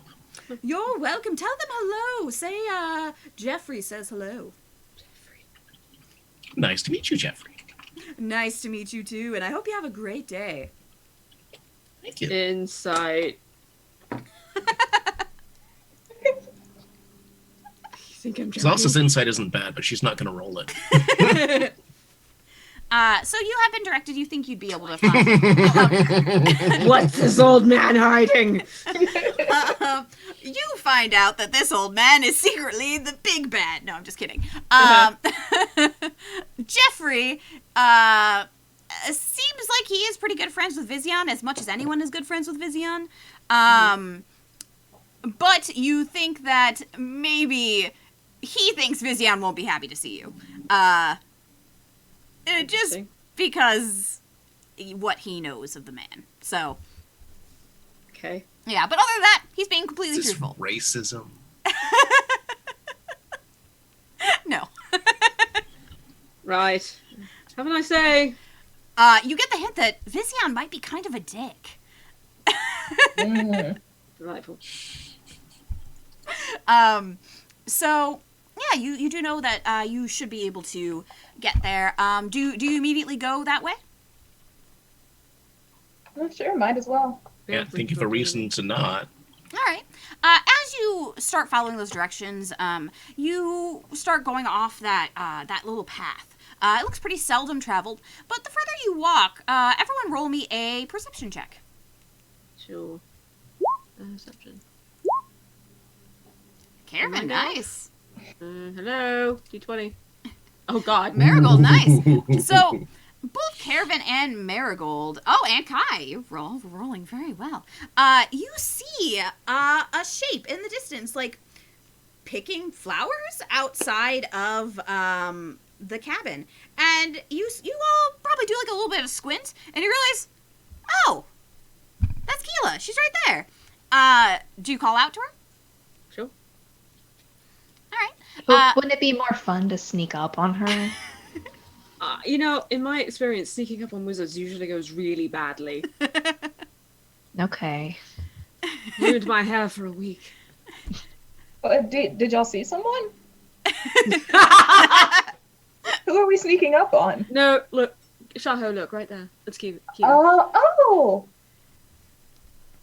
So yeah, you do see her, and you call out. She, stands up a little confused at first, like holding just like a bundle of flowers, and then she turns around and she's like, "Oh, hi, you're here! Oh, I'm so glad you're here. Come over here." And I assume you make your way over.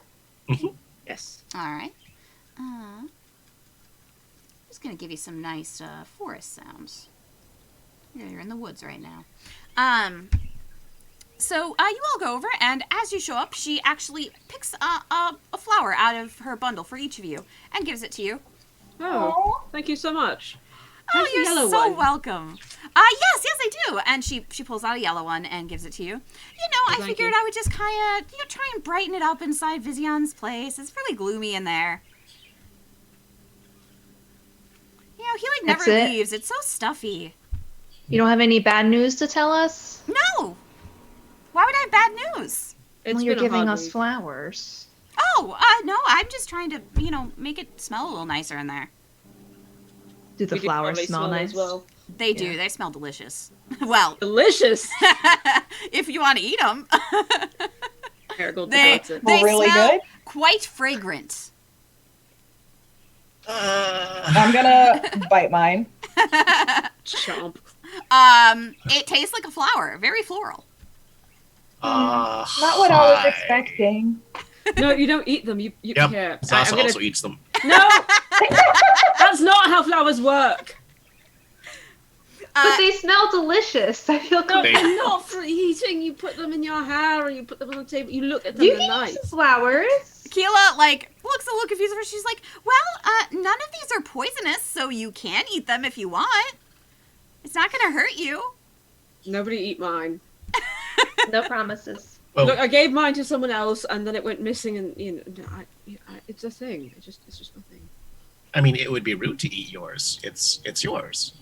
You get to choose who eats it or doesn't eat it. For some reason, I'm imagining Shaho, like, coming up behind Marigold, like, mouth open, like, trying to keep calm, like, during this Stretch. conversation. Roll I had a stealth. tentative paw reached out, and then I just like slowly pull it back.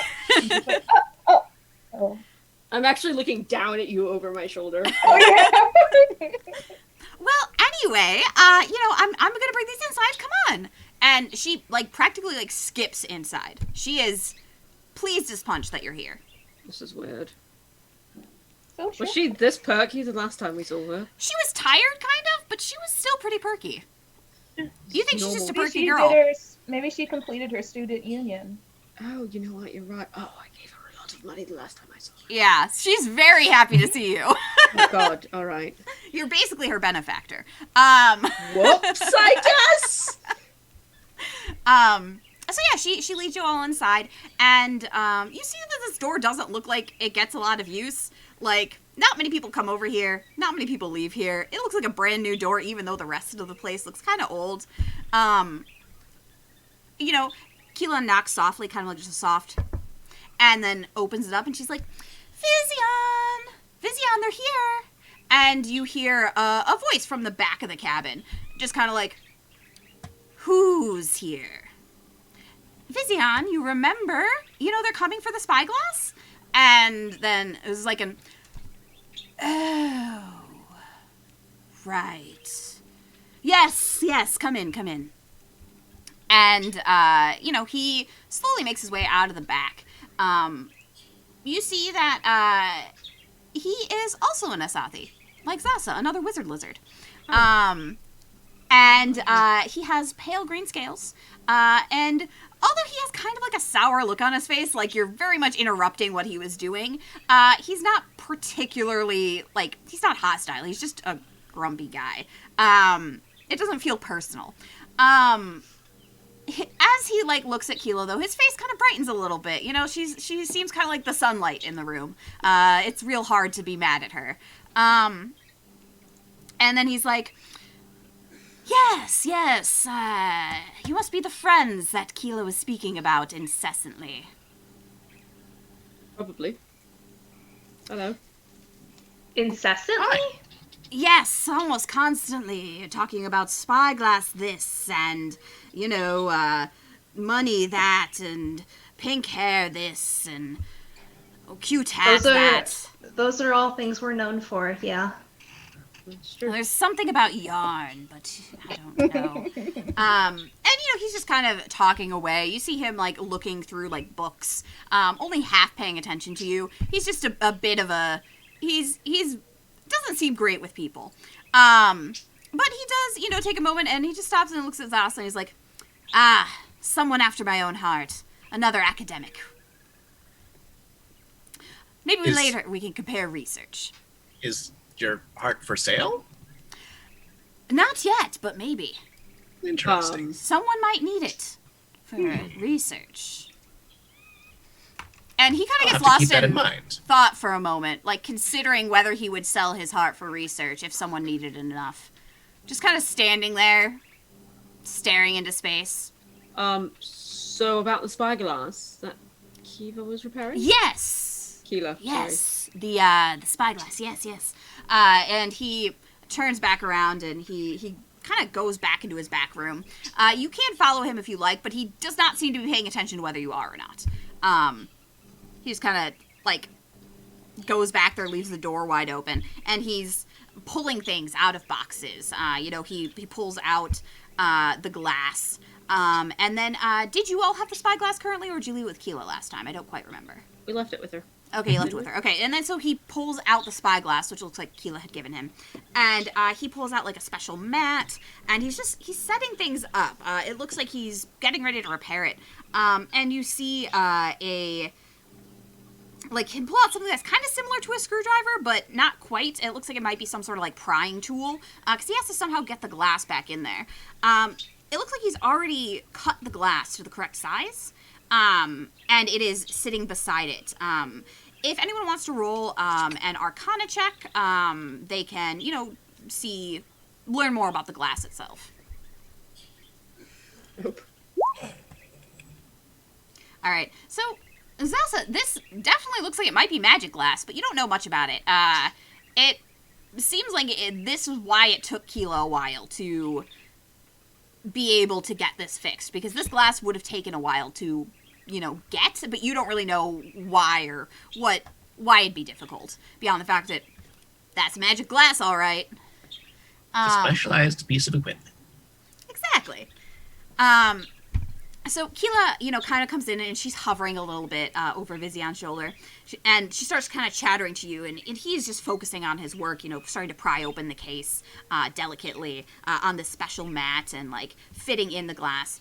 And Keela's like, "This is so exciting. I've done all this research on it, and I can't wait to see it actually working. I knew Vizion would be able to do it, but, I'm so glad he agreed. He's very busy with his research, and, he doesn't get visitors often. I'm one of the few people he allows over. The fact that he allowed you all in is, frankly, fantastic. I think he's pretty... Do you breathe?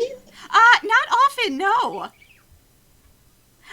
But yeah, the fact that he let you in is pretty fantastic. I think he's really interested in the spyglass, otherwise he wouldn't have let you.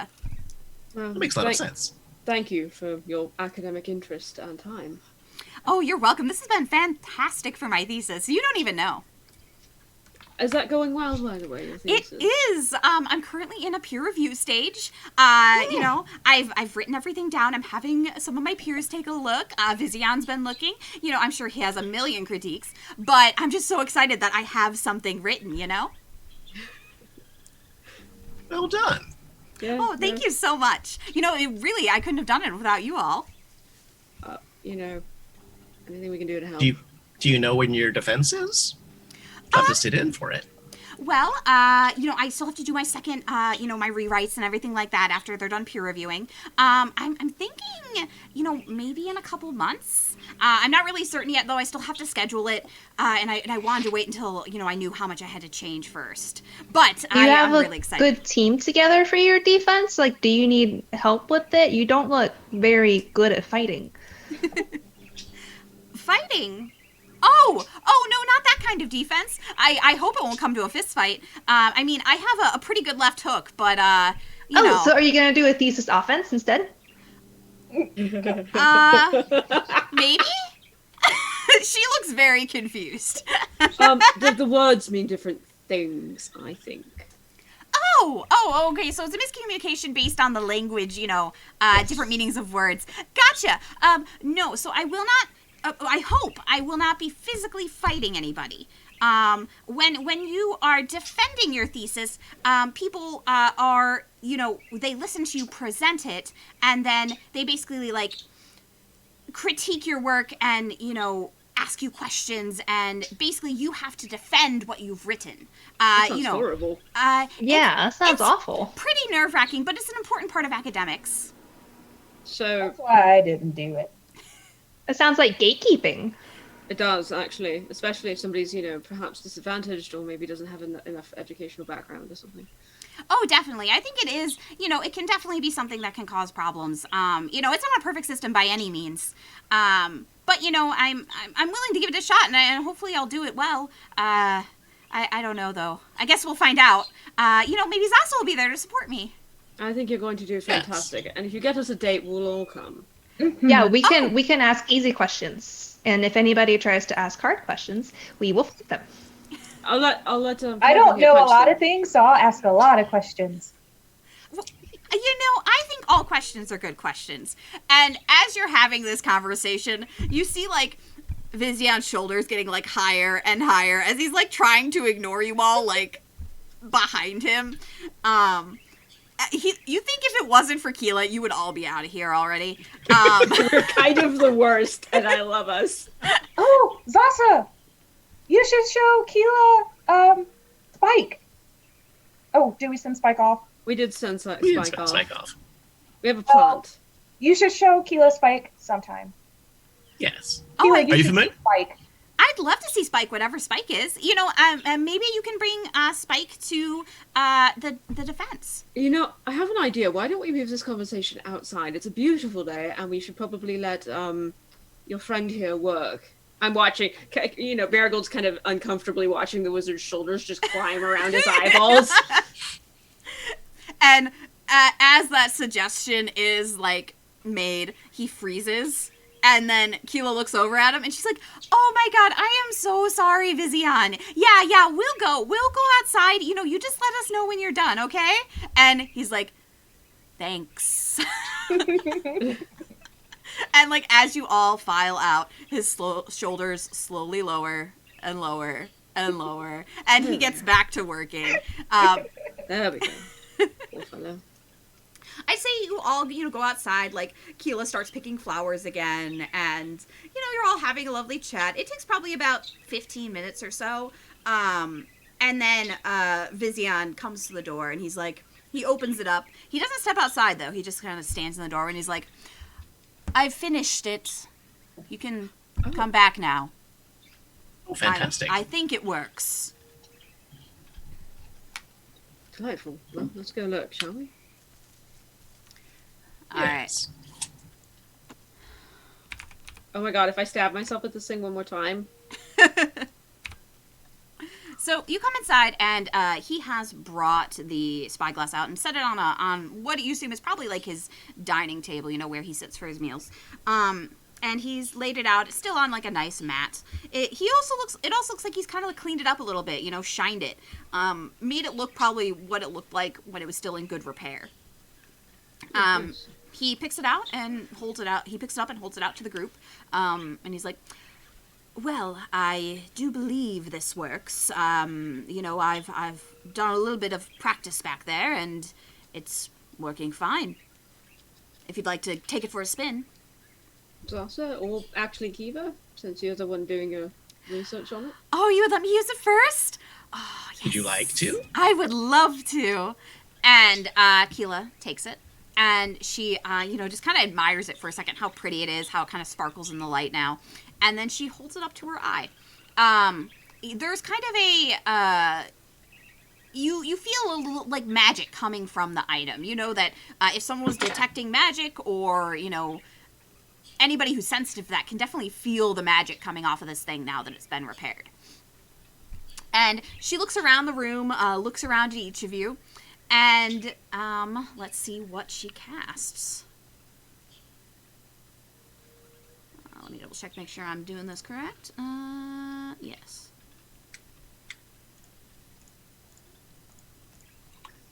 Alright, so. Alright. As she is, looking at Kai, Kai, you feel as if you've just been imbued with some magic. And you now have the spell Fortune's Favor cast upon you. Yo. So let me get you the text for that. With Fortune's Favor, you impart latent luck to yourself or one willing creature you can see within range. When the creature makes an attack roll, an ability check, or saving throw before the spell ends, it can dismiss the spell on itself to roll an additional d20 and choose which of the d20s to use. Additionally, when an attack roll is made against the chosen creature, it can dismiss the spell to roll a d20 and choose which of the d20s to use, the one it rolled or the one the attacker rolled. If the original d20 roll has disadvantage or advantage, the creature rolls the additional d20 after advantage or disadvantage has been applied to the original roll. So this gives you a free reroll for either something that you're doing or something an attacker is doing to you. This is one of the effects of Vaughn's Spyglass. I'll link you all the document for this. Basically, with this spyglass, as Keela had explained, the spyglass itself can have one of 4 effects. Each day, you get to basically roll the die again and figure out which spell is inside the spyglass for that day. You can use it once, I believe. Let me double check. Long rest. Yes. So it is can be used once per day, and refreshed once per day. If you are a devout follower of Inkili, you get to roll 2d4s and choose which of the spells you want to use, because it applies per a 1 through 4. So here's this link again for you. You now have this spyglass. The 4 spells. Oh, let me give access here for the other one. Any of us following Keely, as far as I know. I don't think so. Just gotta It was give- almost the god I chose for Marigold, but I chose Tannel instead. There we go. Okay, so for the Vanguard spellbook, you should be able to see that now. Anyone who has a link can do it. And then Vaughn's Spyglass. Let me make sure. Yeah, anyone who has a link for that one is good to go. So you now have the Spyglass. It can cast Fortune's Favor, Clairvoyance, Legend Lore, or True Seeing once per day. Oh. You don't get to pick which one it is, but you do roll that d4 to figure out at the beginning of the day which one it has.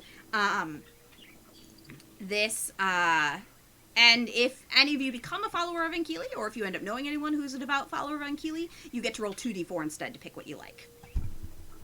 Neat. And as you all are, kind of marveling at the Spyglass, Keela is just kind of rattling on about it, going on about the history of the Spyglass and how she's so, glad you found it.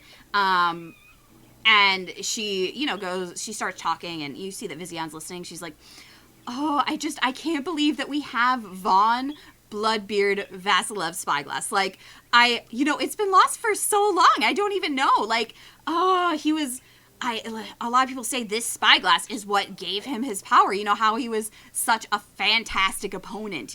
Having this much, potential luck and knowledge on your side, it is fantastic. We don't really know how he died, though. And Keely's kind of a fickle god, with the unluckiness and everything like that. So maybe be careful with this. Maybe there's a curse on it. I don't know for sure. But, at least you have this cool item now. And, he became a legend with this thing. So, just make sure you don't die. Thank you. Thank you. We'll try not to. Not dying is always on my to-do list. Oh, yeah. I love not dying. I really prefer it to dying. Have you died before? I don't think so. But, if you believe in reincarnation, then lots of people have died. And then come back. So I could have been reincarnated as me. That's factually true. Yeah, just look at the Hollow Legionnaires, the Hollow Knights, and the Exactly. Incarnates. Exactly. So, we know that, some sort of reincarnation is possible. So for all we know, they're just being reincarnated into, suits of armor, whereas other people are being reincarnated into bodies. For all I know, I've been around for, a really long time. Just not as me. Did you say that some people are reincarnated into bellies? No, armor. And some are reincarnated into bodies. Like I have a body and you have a body. I do have a body. Okay. Yeah, so, maybe we've all died. But anyway, So you're saying we could all be corpses? well, We're I all mean, eventual corpses. not right now, but everyone's a potential corpse. Unless you're already a ghost. Then you were a corpse and now you're something else. How would you know if you're a ghost? Sometimes I wonder. I think a lot of ghosts don't know they're ghosts. I don't like this conversation. Serious talk with Keela. I Yes. don't like ghosts. Oh, don't worry. I think you, if one of you is a ghost, all of you are ghosts, and that doesn't really matter, right? Because, you all seem to have the same physical properties.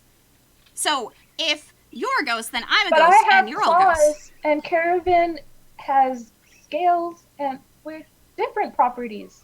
Well, yeah, but your bodies are all seemingly made of, matter you can, touch and interact with. So, if one of you is a ghost, then in theory, if you were a ghost, then, for instance, Caravan wouldn't be able to touch you. It would, go right through, right? I don't I touch know. Caravan. Okay. So, I don't think you're a ghost. I could be wrong. I don't know everything. But, maybe this will be my new realm of study. Oh, after my thesis. Oh, you're giving me ideas every time. You guys give me such great ideas. So glad Sorry, sounds like a Caravan. second- I that wanted sounds to like a make second sure PhD. I was real. And that you were real. No, darlings, you're all quite real. I would know if you were dead. It's fine. You're fine. Everything's I'm fine. unconvinced. Nobody's dead. Oh, that's right. You get to look through the eyes of the dead. I do. And if you really want, I will cast the spell on you and it'll show you it doesn't work and you can all know you're alive. Yes. Would you like me to test if you're alive by casting? Yes. This is exciting. I put my hand on Caravan's shoulder and cast Dead Man's Eyes on her. God. Gonna This watch. better not turn into some weird ass mind fuck.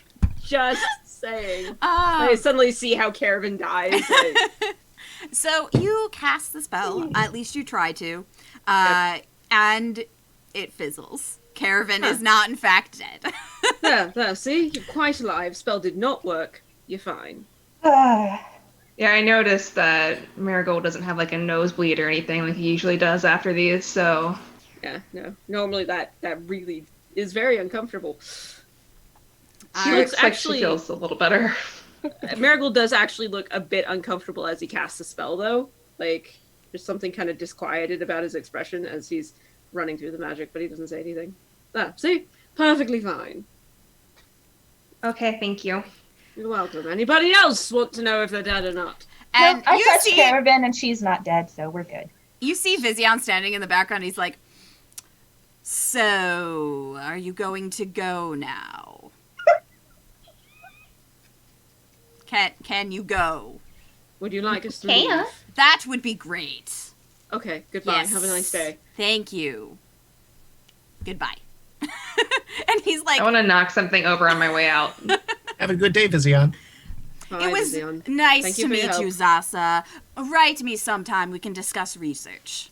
Excellent. You can send a plant. I will... don't know what that means. Oh, God. What are you trying to do, Marigold?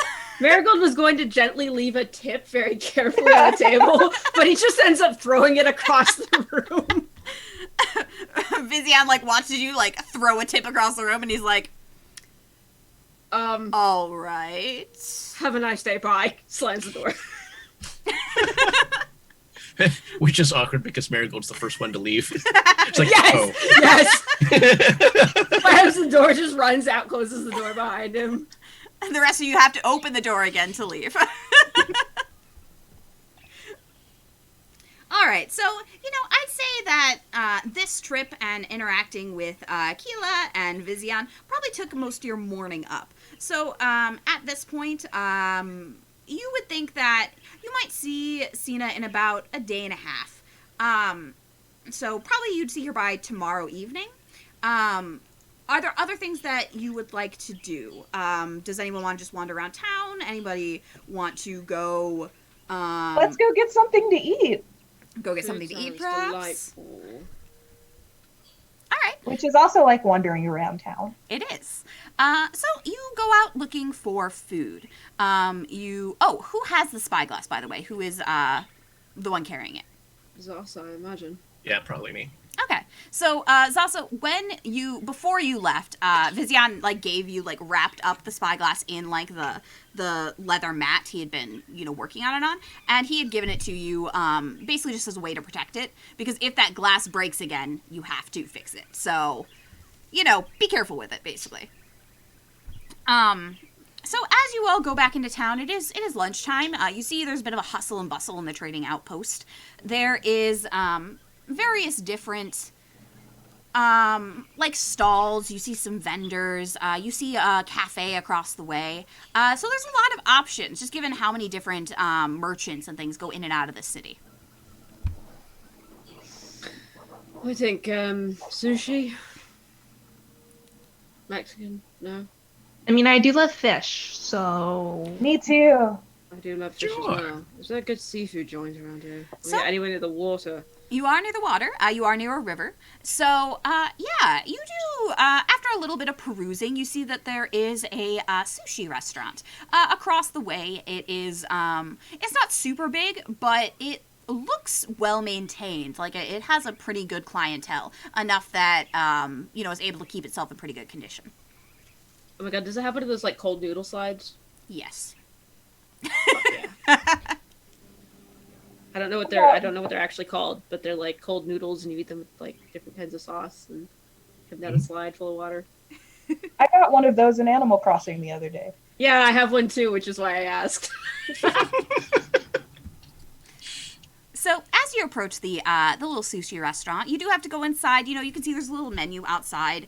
You know, like a little signpost that gives you some of the prices. You know, tells you their offerings. They have various river fish sushis. There are some noodle dishes, things like that. It looks like it all seems pretty tasty, and it's a little bit pricier than, you know, if you'd gone to a stand or something like that. But it seems worth it given the quality of the establishment. I'm ready to eat some good food. So it's not trail rations for once, right? Yeah. So I assume who goes in first? Who opens that door? I guess me. Okay, so Marigold, you open the door, and there's a little bell that dings up at the top, basically just to let, you know, the cooking staff know that someone has shown up. You do see that there is, it's pretty packed in here. It looks to be there's a couple of free tables, but it's pretty busy. Someone, kind of comes out of the back and is like, oh, let me get you a seat. Let me get you a seat. Come on in. And they pause, holding some menus. And they're like, well, are you okay sitting in two different tables? We can kind of move them closer together, but we don't really have one big enough for all of you. Is that okay? Friends? As Yeah, long what was as it? we're next to you. Oh, yeah. We have a couple that are, he points back into the tables. There's a couple that are kind of small and round, but they could be mushed together, but they won't really join. So you'll be kind of in semicircles around them. No, that's fine. As long as, you know, we can wait. It's just whatever's convenient for you. But as long as we're sitting together, we don't mind. Yeah. We can get you in those ones back there. Give me just a moment. They go and grab someone else, and they move the tables together. They don't totally align, but they're able to put the chairs around in a way that makes sense. It'll be a little bit of a tight fit, but you should all fit. Marigold will sit on the outside because his legs are the longest.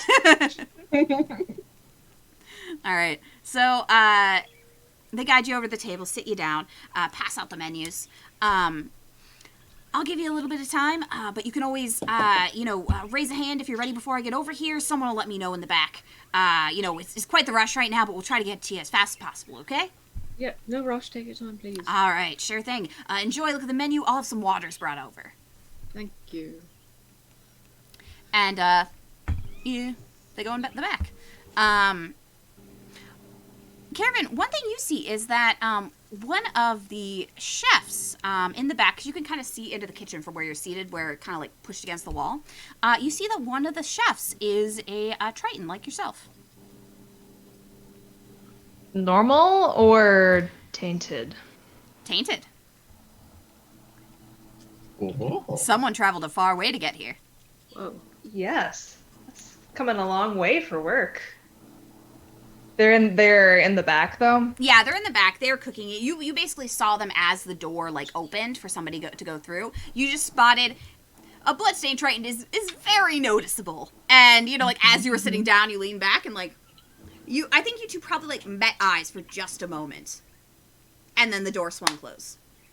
Okay. Well, if they saw me, Caravan will just lean back in her chair. She'll make a note of this and see if they come out at some point during the dinner to say hi. If not, she will handle it. Oh, boy. That sounds ominous. There can only be one. Oh, no. Oh dear. So after a little bit, a Slytherin woman comes out. She's fairly short, but she brings out glasses of water for you. She has a little tray and hands them out, and she's like, "Are you ready to order right now, or you want someone to come back? Have you had time to look at all?" Good. Do you all know what you want? Fish. Yeah. We have a fantastic sampler platter. If you're not exactly sure. Well, I Oh, think that that sounds sounds great. Yeah, a little bit of everything. Perfect. Okay, I'll put you down for one sampler platter. Does anybody want noodles? That is separate. We'll take some noodles. Okay, I'll get a couple orders of the noodles. Do you have a specific sauce in mind? A type of broth you want? No, just whatever's the house special is fine. All thank you. right, will do.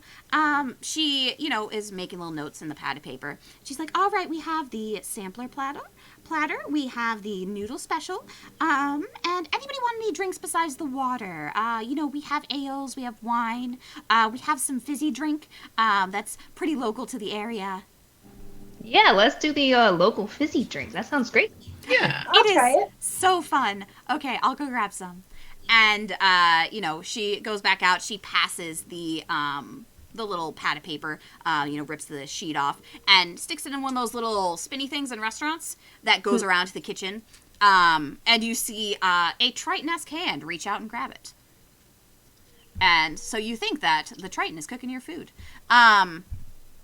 Or not cooking it, assembling it in the case of some things. Some things are just being assembled. Hey, Kevin. Do you see the Yes? that hand sort of looked like yours? Yes. That's unusual.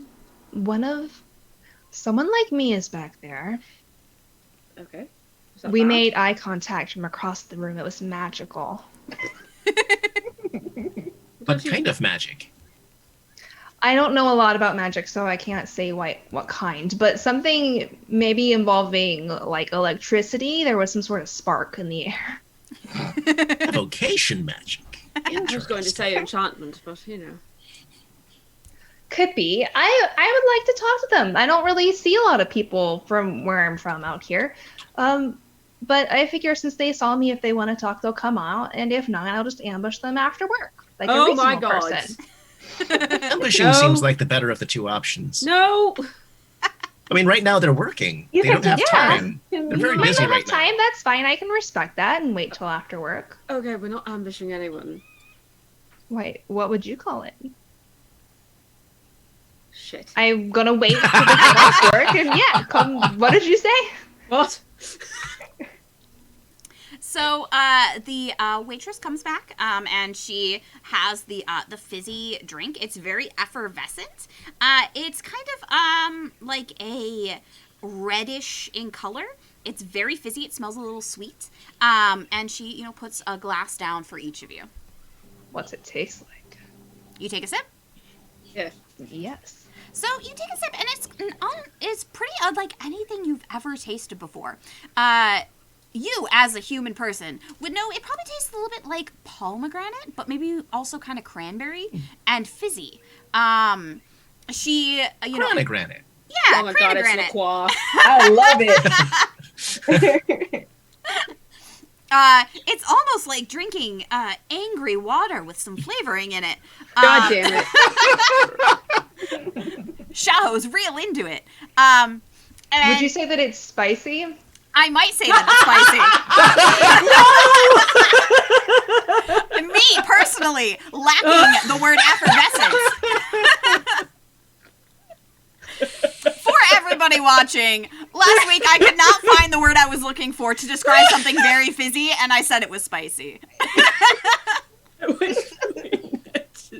Which was the whitest thing that we had heard that day. Yes, it is. It was Diet Pepsi, wasn't it? No, it was Coke Zero. Coke It Zero. was Coke Zero. Yeah. Yeah. Spicy was used in lacking of another term for it. But yes, it was a very white statement. Oh god. I will not deny that. Anyway, you might say it's spicy Less. if you lack the words to describe very effervescent and fizzy. And she started talking about it. She's like, so we get this, it's made by a brewer's not quite the right word, but I don't know what else to call it, in town. I don't really know what the fruit is that they use, but it is really fantastic, and I don't know how they make the water this way. It must be some kind of magic. Well, thank you. Can I have 3 shots of whiskey, please? Oh, yes, of course. Thank you Do so you much. want top shelf, middle shelf, or well? Oh, absolutely top shelf, and just a little bit of water. Actually, can you just bring me a glass of water? Leave it neat. Yes, of course. Thank you so much. You're delightful. And, she goes in the back. You see her kind of pouring some whiskey, getting a glass of water, brings it out to you. Sorry, I just looked at chat. Are they making fun of spicy? Yes. Of course. I'm sure they are. I deserve it. Anyway, Only a little. Only a little. I would, in my defense, I would say that it was a language problem, not really a This actual. water is spicy, actually spicy. Yeah, Yeah, yeah, it was yeah. not literally spicy. It just words failed me. It was so spicy. Words failed you. It was so spicy, words failed me. Oh my goodness. Anyway, Elocution. yeah, so eventually your food starts to come out. It's kind of coming out in waves. You know, you get that array of fish. First, you know, you have some like nice rolls, some different like sashimi. It all looks quite good and very well like put together. yes. But right before you start eating, Marigold, I'd like you to roll a perception check for me. Oh, all right. Oh no. Oh no. 19. What's up? So right about as you're like about to start tucking in, you see something out of the corner of your eye, and you turn, and through the window, you see someone staring at you with a bit of an No. awestruck look on their face. No. Who is it? Don't worry, it's not someone you know. I don't Damn it. think. Good. Thank you. Janry hasn't found you, I promise. God. Yet. All right. So Can't somebody's wait staring for at me that. through the window. So you see a pretty young looking ironbred like across the street looking very awestruck, and he has a friend beside him who is like nudging him and like pushing him, and eventually like looking kind of bashful, he comes into the restaurant. Oh no. And, you know, the bell dings, and the hostess is like, can I help you? And you hear kind of a very, like, muffled, like, oh, I saw someone, is it okay if I come in? I'll be out in, like, 5 minutes. And they're like, well, we're pretty busy, but, yeah. No, it's all right. They're with me. It's all right. You're sure? Yeah, no, it's fine. They're with me. Come on over. All right. Can we get some water for them as well, if that's all right. If you don't have, if you're not busy. Oh, yeah, of course. I'll have someone send some over. Thank you so much. And then, the young ironbred kind of comes in, like, shuffling, like, his, like, hooves are, like, clicking a little bit awkwardly on the floor.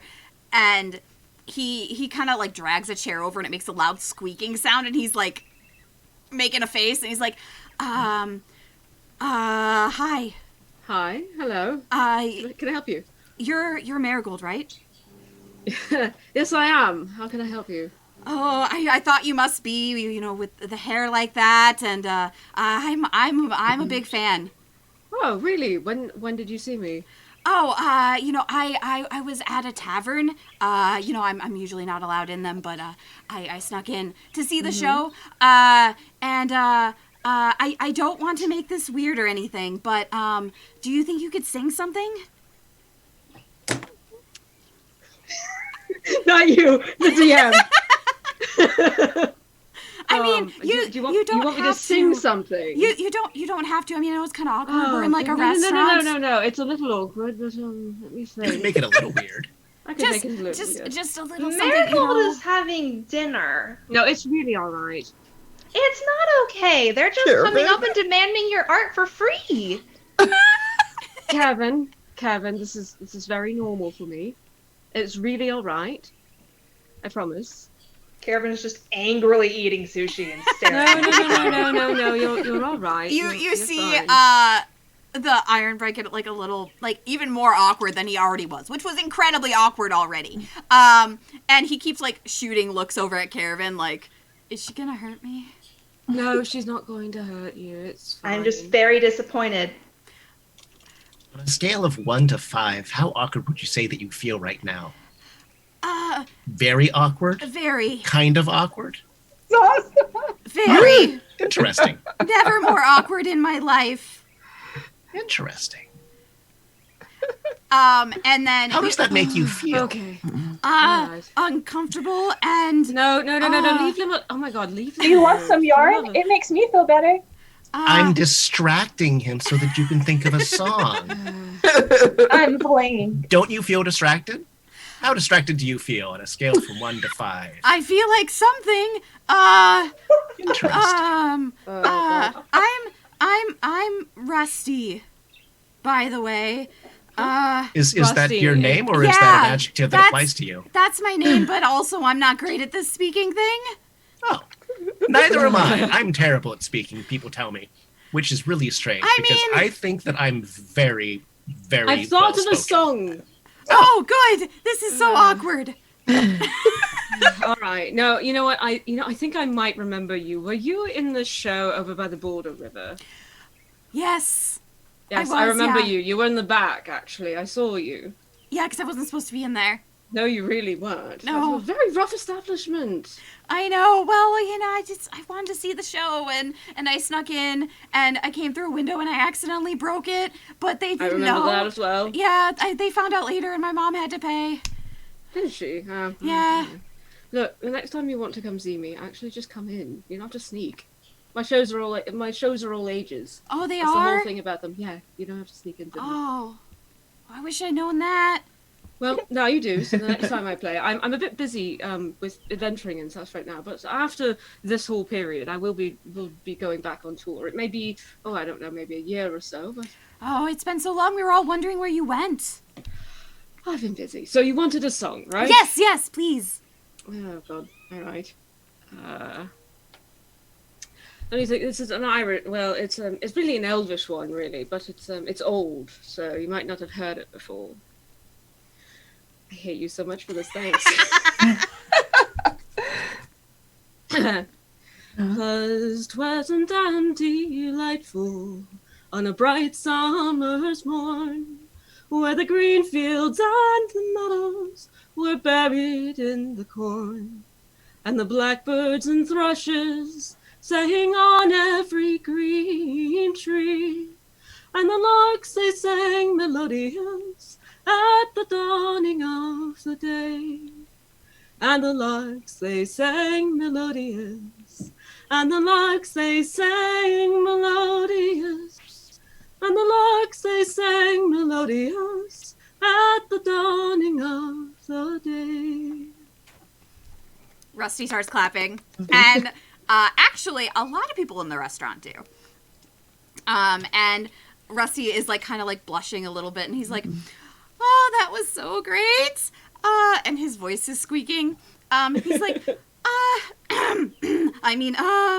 can you sign my lute? I mean, you've already done so much, but you're such an inspiration." Sorry, this is Rune reacting, not Marigold. Yeah, no, absolutely. You know, having your pen, no, it's fine. Do you want something to eat?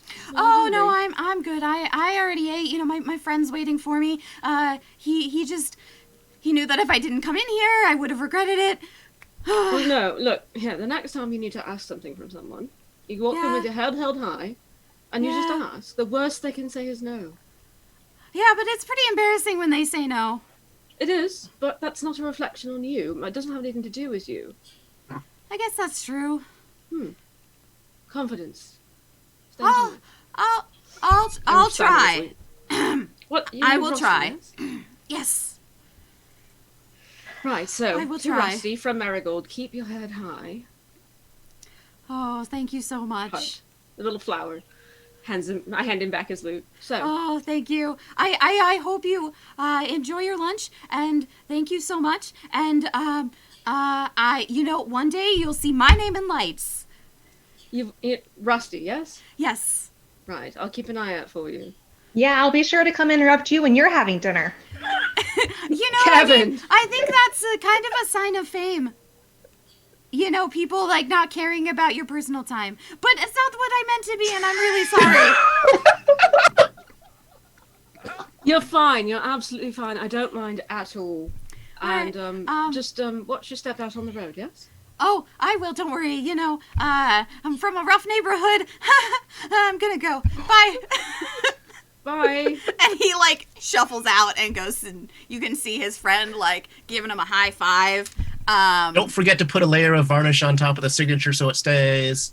Thank you. Was his saying that he's from a rough neighborhood an Iron Bread joke? You know, Maybe. I never get used to that. People So- walking up and asking me for my autograph like I'm some sort of famous person. You should tell them to leave you alone. You are a famous person. Yes, it's true. Kevin, I genuinely don't mind. Like when I was I'm an only child. My parents are in the court. People practically ignored me for years. Having somebody actually pay attention to me, and it's not to say, Marigold, get out of the way. Marigold, stop singing those stupid songs. Nobody wants to hear it. You don't think we pay attention to you? No, I just mean when I was younger. When I was younger, people sort of didn't really appreciate my music or really think it was valuable, so I left. And the court really wasn't for me, you know. I wasn't pretty enough to be a court bard. Wasn't ugly enough to be anything else, so I left. Is So there a court position that requires ugliness? Bailiff. Jester. Bailiff. It doesn't matter. It was just it you know, it wasn't like I could get by on anything but my good looks, but by elven standards I'm actually quite ugly. So I made myself I hated being ignored. It's nice to be noticed. I think you get noticed a lot now. I do. And I never get used to it. It's nice. So as you're all like this conversation is kind of wrapping up, all the noodle dishes come out, and you're able to start eating. It's quite tasty. Basically everything you try is good. You know, is there anything in particular people are fighting over? Do you think? No. Marigold doesn't fight over food.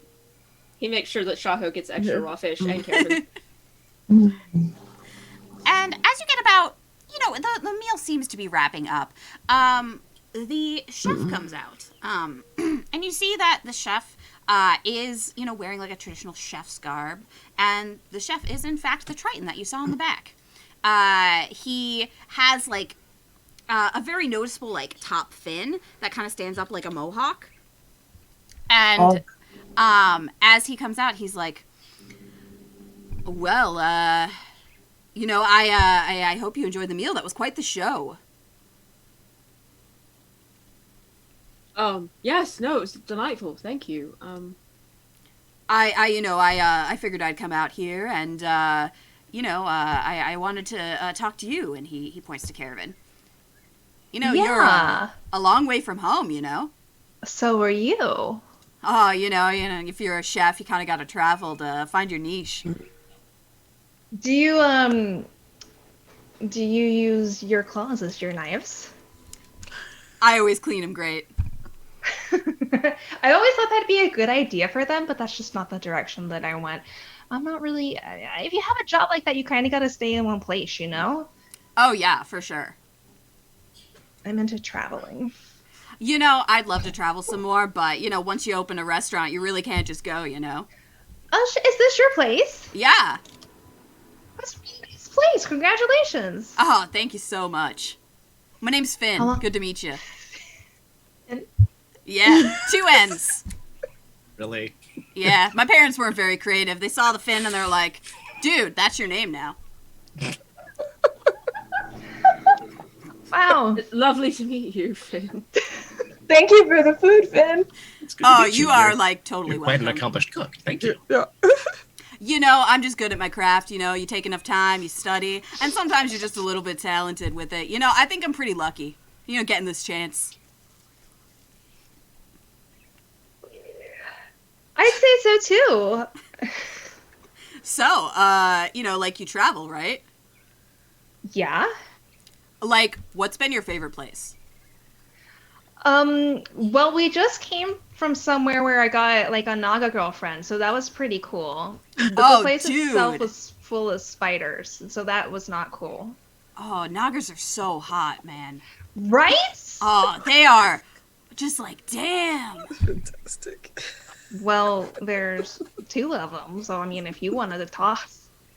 Well, you know, I mean, I just can't go adventuring, even if there's like hot Naga gals. That's you know. true, and I just get the feeling she's not going to be really big on like living in a city. She's been on her own for like 300 years or something crazy like that. She's a real country desert girl.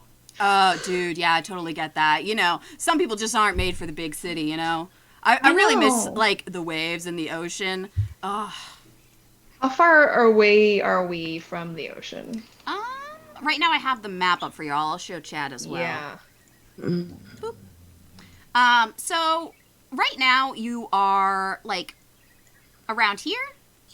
So the ocean is quite a ways away. Like you're close to a coast, but you'd say it's like maybe like 3 days travel with like mounts and things. More like a week if you were going, without mounts. Do you ever get like vacation time where you can go out and just hang out by the water for a week or so? Well, I mean, like, I could take a vacation, but, like, it's my place, like, I worry that it'll, like, fall to the ground and burn up if I'm not here. Oh, I totally get that, but it's really important for self-care time to take some me days. I think that's totally true. I mean, maybe I'll talk to them, like, maybe we'll just take a week off, the whole staff. We can go to the beach and have a party. Listen, that would you be gotta so trust the great. people that you hired. If you don't trust your staff, then you've got bigger problems. Oh, I mean, they're great, but, like, I'm the head chef. That's true. Like, I'm supposed to, like, guide them, and I have to be there for, like, the secret ingredients and things. Could you do like a week where you just ran specials and it could be stuff that you pre-prep for them or stuff that's easier? Oh, that might be an idea. Like we have like a special week, and maybe like the other chefs, they can like, I don't know, like each like submit a dish that they can do. Oh, that might work. It could be a community involvement event. Oh, yeah, that'd be good. That's a great idea. Thank you so much. Absolutely. You deserve some seawater on your scales. Oh, I so do. I miss it so much. I'm How sure long has you it know. been? Oh, a couple years at least. I had That's to set too up the long. place. I had to make sure we were in a good spot. Like it takes a lot of work to run a restaurant. I imagine, and you're looking a little dry. I know. Oh, my scales. They're like squeaky. Like you Well, run. I think you should do it. And if you're concerned about someone burning down the restaurant, you can leave a sign that says, "Do not burn down the restaurant." No, That might that's not help. how that works. Well, I mean, I think it'd be an accident if someone burned it down. We're pretty well liked, but Are you insured? Figure of speech, Salsa. I think we are insured. I'd have to ask my numbers guy. I'm not so great with the numbers. Well, I mean, worst case scenario, the whole place burns down. Use the insurance money to build it even better. Now that you have more experience under your belt, you could make it even better. Like, I'm sure there's some layout issues in the kitchen. There always are, right? And then you Oh could yeah, for sure. Yeah, totally. Like our one oven is like in the corner and it's really weird. And then like we have like the like prep station. It's like really cramped. We didn't have a whole lot of space. Oh, dude. it could be a blessing even if it did burn down. Oh my god. I probably shouldn't commit insurance fraud though. So like No, you should not do that. I'm not encouraging you to do that. I'm just God. saying your worst case scenario doesn't sound bad. Maybe a bit of a hassle. Or maybe do a remodeling plan and take your vacation while it's being remodeled. That's such a good idea too. That's I an will idea. slide over towards Kai, who is staying out of this conversation. Do you ever wonder about them? Very often. Okay, same. He just slides you like a glass of whiskey and just sits there sipping his own. Shaking my head. So, Finn, like, finally he's like, okay, well, I gotta get going. I have to get back to the kitchen. Like, all these people are starving for my fish. But, up top. Bruh. Food's great, by the way. You're doing really good work. Thank you so much. Quite All right. delicious, thank you.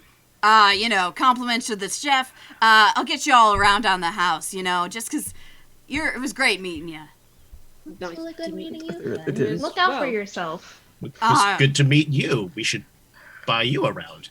Can Don't we worry buy the kitchen around, actually? Oh, Yes. yeah, you can totally do that. Yeah. Fantastic, we'd love to do that. Okay, yeah, I'll let the kitchen know. I'll get y'all around, and, I'm gonna plan my beach vacay. Yeah, do it. Let us know. I will. I hope to see y'all. Hope you have a great day. I'm gonna go, though. See you, Finn. Bye, Finn. Bye, Finn. Later. Does he have a dog named Jake? He might, but it's not allowed in the kitchen. Yeah, that's fair. Unhygienic. Very good. Marigold's like halfway into his second shot of whiskey. Big Kai, the third one. All right, so you're all able to finish up lunch. You have basically the evening left. There is the possibility of going to train. You can do an obstacle course with your lizards. Shaho, if you wanted, you could go visit the inn under the cover of night. Hey. So you all have some options of things to do for the end of this day. I would like to get some training for Opal. Yeah, I really like the idea of the Yeah. the Lizard lizard obstacle agility course. course. Lizard agility Yes. course. All right. Buddy. Let's do it. All right, let me find my lizard agility course. Give me 1 minute here. Oh my god, you made a map? No. No map for the lizard agility course. The theater of the mind lizard agility course. Oh, Oh, alas. Alas, foiled again. But no, I need to find the owners of the lizard agility course. Because people own this. By the way, we just spent literally 30 minutes in a tavern role-playing with people. Just, Yeah, that happened. I'm is that thinking. the story? No. I'm thinking Cena's not getting here until next episode is what this is turning into. It's fine. It's us. That's all right. It's literally us. We befriend everyone. Yeah, I mean, I wanted to give you all time to have downtime, so it's okay if you don't get to story stuff till next episode. It's fine. I basically have you're little. the nicest people in this card We land. kind of are. Like, we're like the nice adventurers. And I which is feel like we really- changed the lives inadvertently of so many NPCs. Like, here, just have money for your thesis. It's fine. Like, go to the beach, have fun, take a vacation, remodel your place. Gorgon? No. Go home. Go find your Get cat. Bragger, get home to your cat. Yeah, I'm actually we're making a note here. not normal at all, and I love this party for it. I will say, I don't want to go visit Pax, but I do want to maybe shop around for a present and to leave it at the inn for Woodrow. Okay, perfect. You can definitely do that. Because it's still dangerous. I don't want to put him in danger. Yeah, it's still dangerous right now. But love is dangerous. All right. So as you all leave pleasantly full, you go get your lizards who have probably been, like kind of how when you imagine an old West town, like they have like that little bar where like their leads are tied around. Like I imagine the lizards are like, affixed to like the little pole. Just a big group of lizards. And a zebra. And a zebra. And the zebra. A bunch of lizards and a zebra. And you start walking, and you actually, in the distance, you see the training grounds, and you notice there is that obstacle course. In front of the training grounds, you see a couple of figures. They look pretty short, but you'd have to get closer to, interact with them or learn more. Well, you lot have fun. I'll see you later. Oh, have you're a not lizard. coming? I don't have a No. lizard. Yeah, that's right. Well, do you know where you might be, just so we know where to find you when we're done? I don't actually, but I'll come back in a few hours. Don't worry. Okay. All right. Bye. So you all, approach the obstacle course. Sans Marigold, who has gone off on his own, maybe just gets to some me time, maybe practices music, who knows. You don't know. Well, they'll never know. As you get closer, you're able to make out the figures more. There are two. First is a stout halfling with dark blonde hair and sunburnt skin. She is standing next to a Charduni dwarf with ruddy skin and shock white hair. The dwarf looks to be female. She has a long white beard that has flowers braided into it. As you get closer, you hear the halfling call out, Come over. I see you've got lizards. yeah. We've got an obstacle course. Oh, I thought we were playing We Red do. Rover, and I got really excited. Sorry. We could still play Red Rover. Yeah, we heard about your obstacle course, and we would like to give it a try. Oh yeah, of course, of course. I'm Glynis. Pleased to meet you. She puts out a hand to shake to everybody, and then she gestures to the dwarf. She's like, "This is Atiel," and Atiel kind of gives like a gruff like, "Hey." You notice that Atiel looks a little bit embarrassed about the flowers and kind of like starts picking them out, as if it's embarrassing to be found with the flowers in her beard. But Kai, since you're the one who stepped up, Glynis actually pauses on you, taking a closer look, and she has kind of a strange look in her eye. You look familiar. That hair is really familiar. And I like do this deep sigh. Really? Where? You don't look familiar to me. Have I met you before? I'm sure I recognize you. I don't know.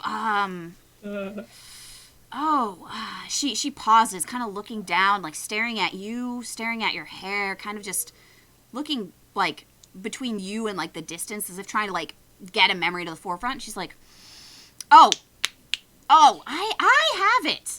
Has anyone ever told you that you look just like Scarlet Fleetfoot?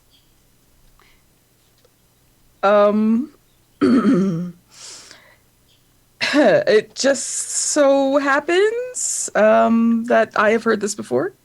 Oh, it was the talk of Calastia when she left. No one's seen her in I don't know how long. Really? Yeah, and she keeps staring at you. Her eyes widen just a little bit. I mean, you're a little rough around the edges, but... Okay. So, Zasa, with this 13, you don't know a whole lot, but the name Fleetfoot is ringing a bell for you. You think that there might be some sort of company by that name? Not local by any means, but you've seen Fleetfoot stamped across things before. And then she's like, I mean, it is you, isn't it? I mean, rough around the edges, your parents would abhor that outfit, but you look so familiar. If you're not, I mean, boy, I can't even imagine you not being her. Kai Yeah. looks very much like a very good paladin to me. Got me. Nothing rough there. Oh, I mean, I'm sure she's a great fighter, Yeah. but, No. the Fleetfoots wouldn't exactly approve, Yeah. Yeah, you got me. I would be also known as Scarlet Fleetfoot. That sounds I like knew a it. superhero name. Why wouldn't you want to go by that? I didn't really want to follow in the family business.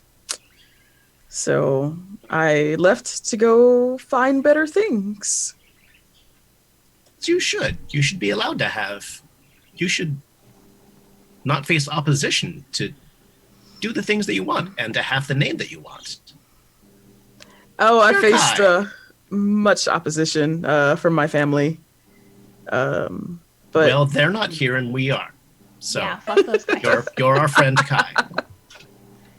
Oh yeah, I'm not gonna tell anyone. If I tell people, they're gonna come looking for you and they're gonna ask me a lot of questions, so I won't mention it. And you see Atiel just like kind of like doing like a face palm in the background, like oh my god. yeah. And I tell him, I'm like, yeah, I go by Kai now. Hey, Please call me Kai. then Kai it is. I won't mention it again, you know. I mean, I can get why you'd want to leave. That was a lot of pressure, you know. Yeah, big name there, so got as far away as I could. I feel like things are coming out that maybe you didn't want to tell us. Do you want us to leave until you finish this conversation? No, it's fine. I mean, it's just something that it wasn't like a big secret. It was just, you know, this is who I am now, and so you know, I'm fine with you guys hearing this, I guess. Thank But you for trusting us. So my family owns Fleetfoot Deliveries in Calastia, and so it's all around Calastia and even sort of in the outskirts of Lagini and Anquila. But in that area, I don't know if you know much about Calastia, but in that area, the majority of halflings are usually servants. And so my family a few generations ago was able to gain our freedom, and they ended up like just doing like small deliveries and stuff for people just to kind of make money. But we were known to, you know, get deliveries done, no questions asked, get them done quick and fast. And, you know, that was it. And so we started to grow, getting more business. And, you know, now my parents, they run the business. But they've also kind of grown into true nobles. And so they kind of have that snobbish side. And I when I was little, I was kind of into it, but I kind of grew. When I was growing up, I realized that that's not a good thing to be in most cases, at least the way that they were doing it. And so I decided to find my own way, and went adventuring against their will. And then I got injured really badly, and then had to go back home to recover. And that's when I found, I think, my new self. And so I ended up changing my name and finding the healing that I needed for this grievous injury. I have a couple questions if you don't mind. Sure. Your injury, did you take an arrow to the knee?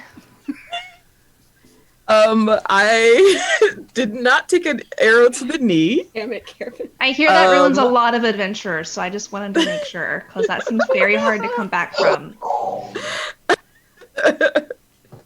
Holy shit. Statistics do support that. They grounded Caravan in chat. Try and stop me, chat. Actually, never I was stop her. crushed. With my first adventuring party, I was with them. We were in the middle of a battle with some monsters, and a boulder was dislodged, and I was crushed. Like many bones in my body were broken. Did you used to be taller? Ouch. No. Oh my god. Okay. Not even there. Second It's- question. Murmur Pass bring up Yes. horrible memories for you? You know what's funny? Like, it really wasn't around like cliffs like that. It was really just this kind of like hilly area that had some like rock formations and stuff. So it wasn't. It did a little bit, but it wasn't.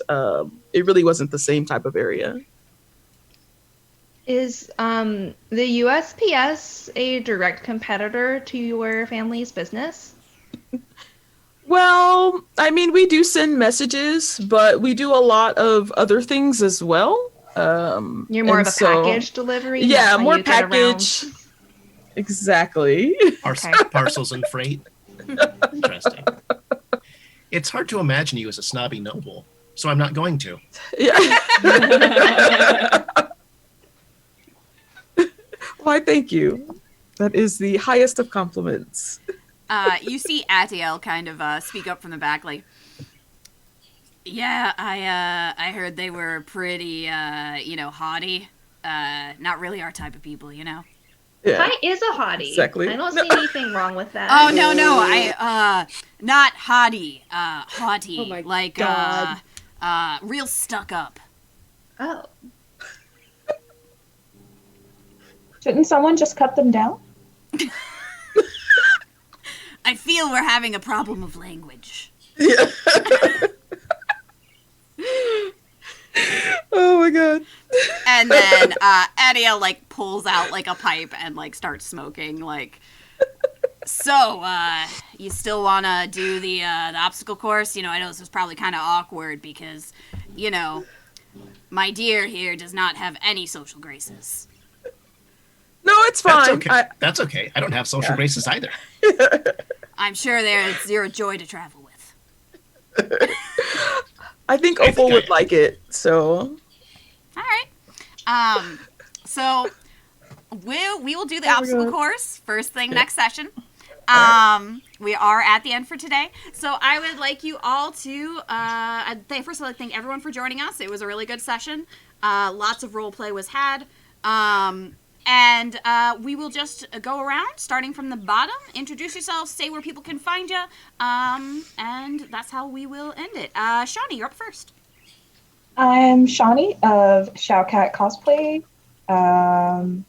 And today, actually, I released a photo set that is all about Shaho. So please hop over to my social media. It's Showcat Cosplay across all platforms.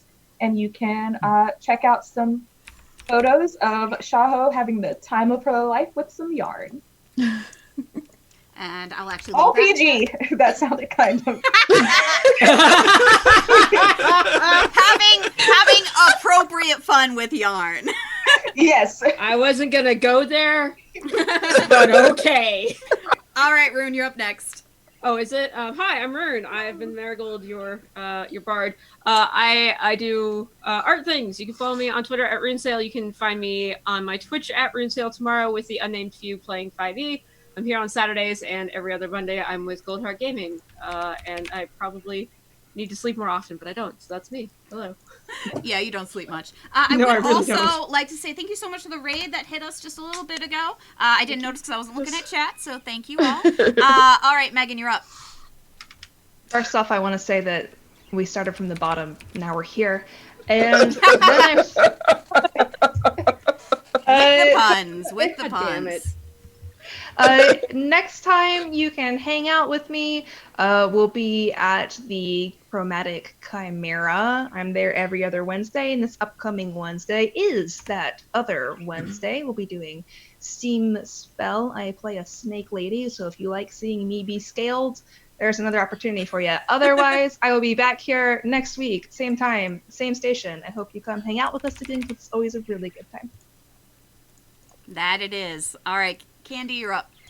Yes, I'm Candy. I am the Dungeon Master for the Dicey Amazons Twitch channel. Our next game is actually tomorrow at 11 a.m.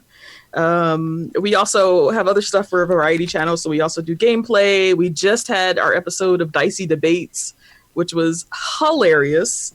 So that one's coming like every month, once a month or whatever. But we're practically streaming almost every day at this point. Between the six of us, which is kind of cool. So we're everywhere as the Dicey Amazons. Very cool. And Hiromi, last but not least. Hi, I'm Hiromi. I apparently recently found out that I have 2 books out this week. If you play Chronicles of Darkness and you want to play in one of 13 pretty rad historical eras, Dark Eras 2 is out. I wrote How to Hunt Monsters in early Qing era China. So if you have a very specific interest in around 1644 in China, you can hunt monsters. I'll tell you how. Also, I have plugged a few times my short story, Be Fay Do Crimes, and the book that it's in is out as of, I think, midnight today. So, like, it's just now out. You can find all of the stuff that I get royalties on my Amazon author page, and if you buy almost anything from Onyx Path for Mage, that probably helps. Also, we're still running the Kickstarter for Technocracy Reloaded. I'm one of the authors for that. I did almost all of the gadgets in there, as well as most of the military procedures and techniques, because I'm former special operations. Life is fucking weird. Big deal. Oh, yeah. And in the most recent update, there's my favorite gadget, the LOAP 15, which is the favorite among bisexual agents, finger guns.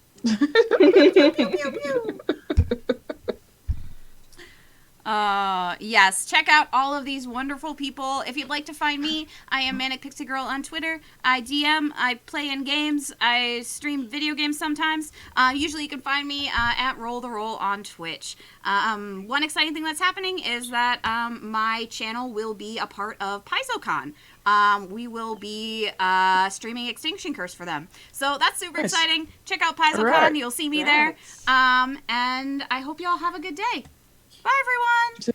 Bye. I have been reminded by Travis that Tuesday is the Technocracy Reloaded stream. So like, right here. Yes. Yeah. So be All here right. Tuesday to see Technocracy Reloaded and to see Hiromi again because they are great. All right. Bye, everyone.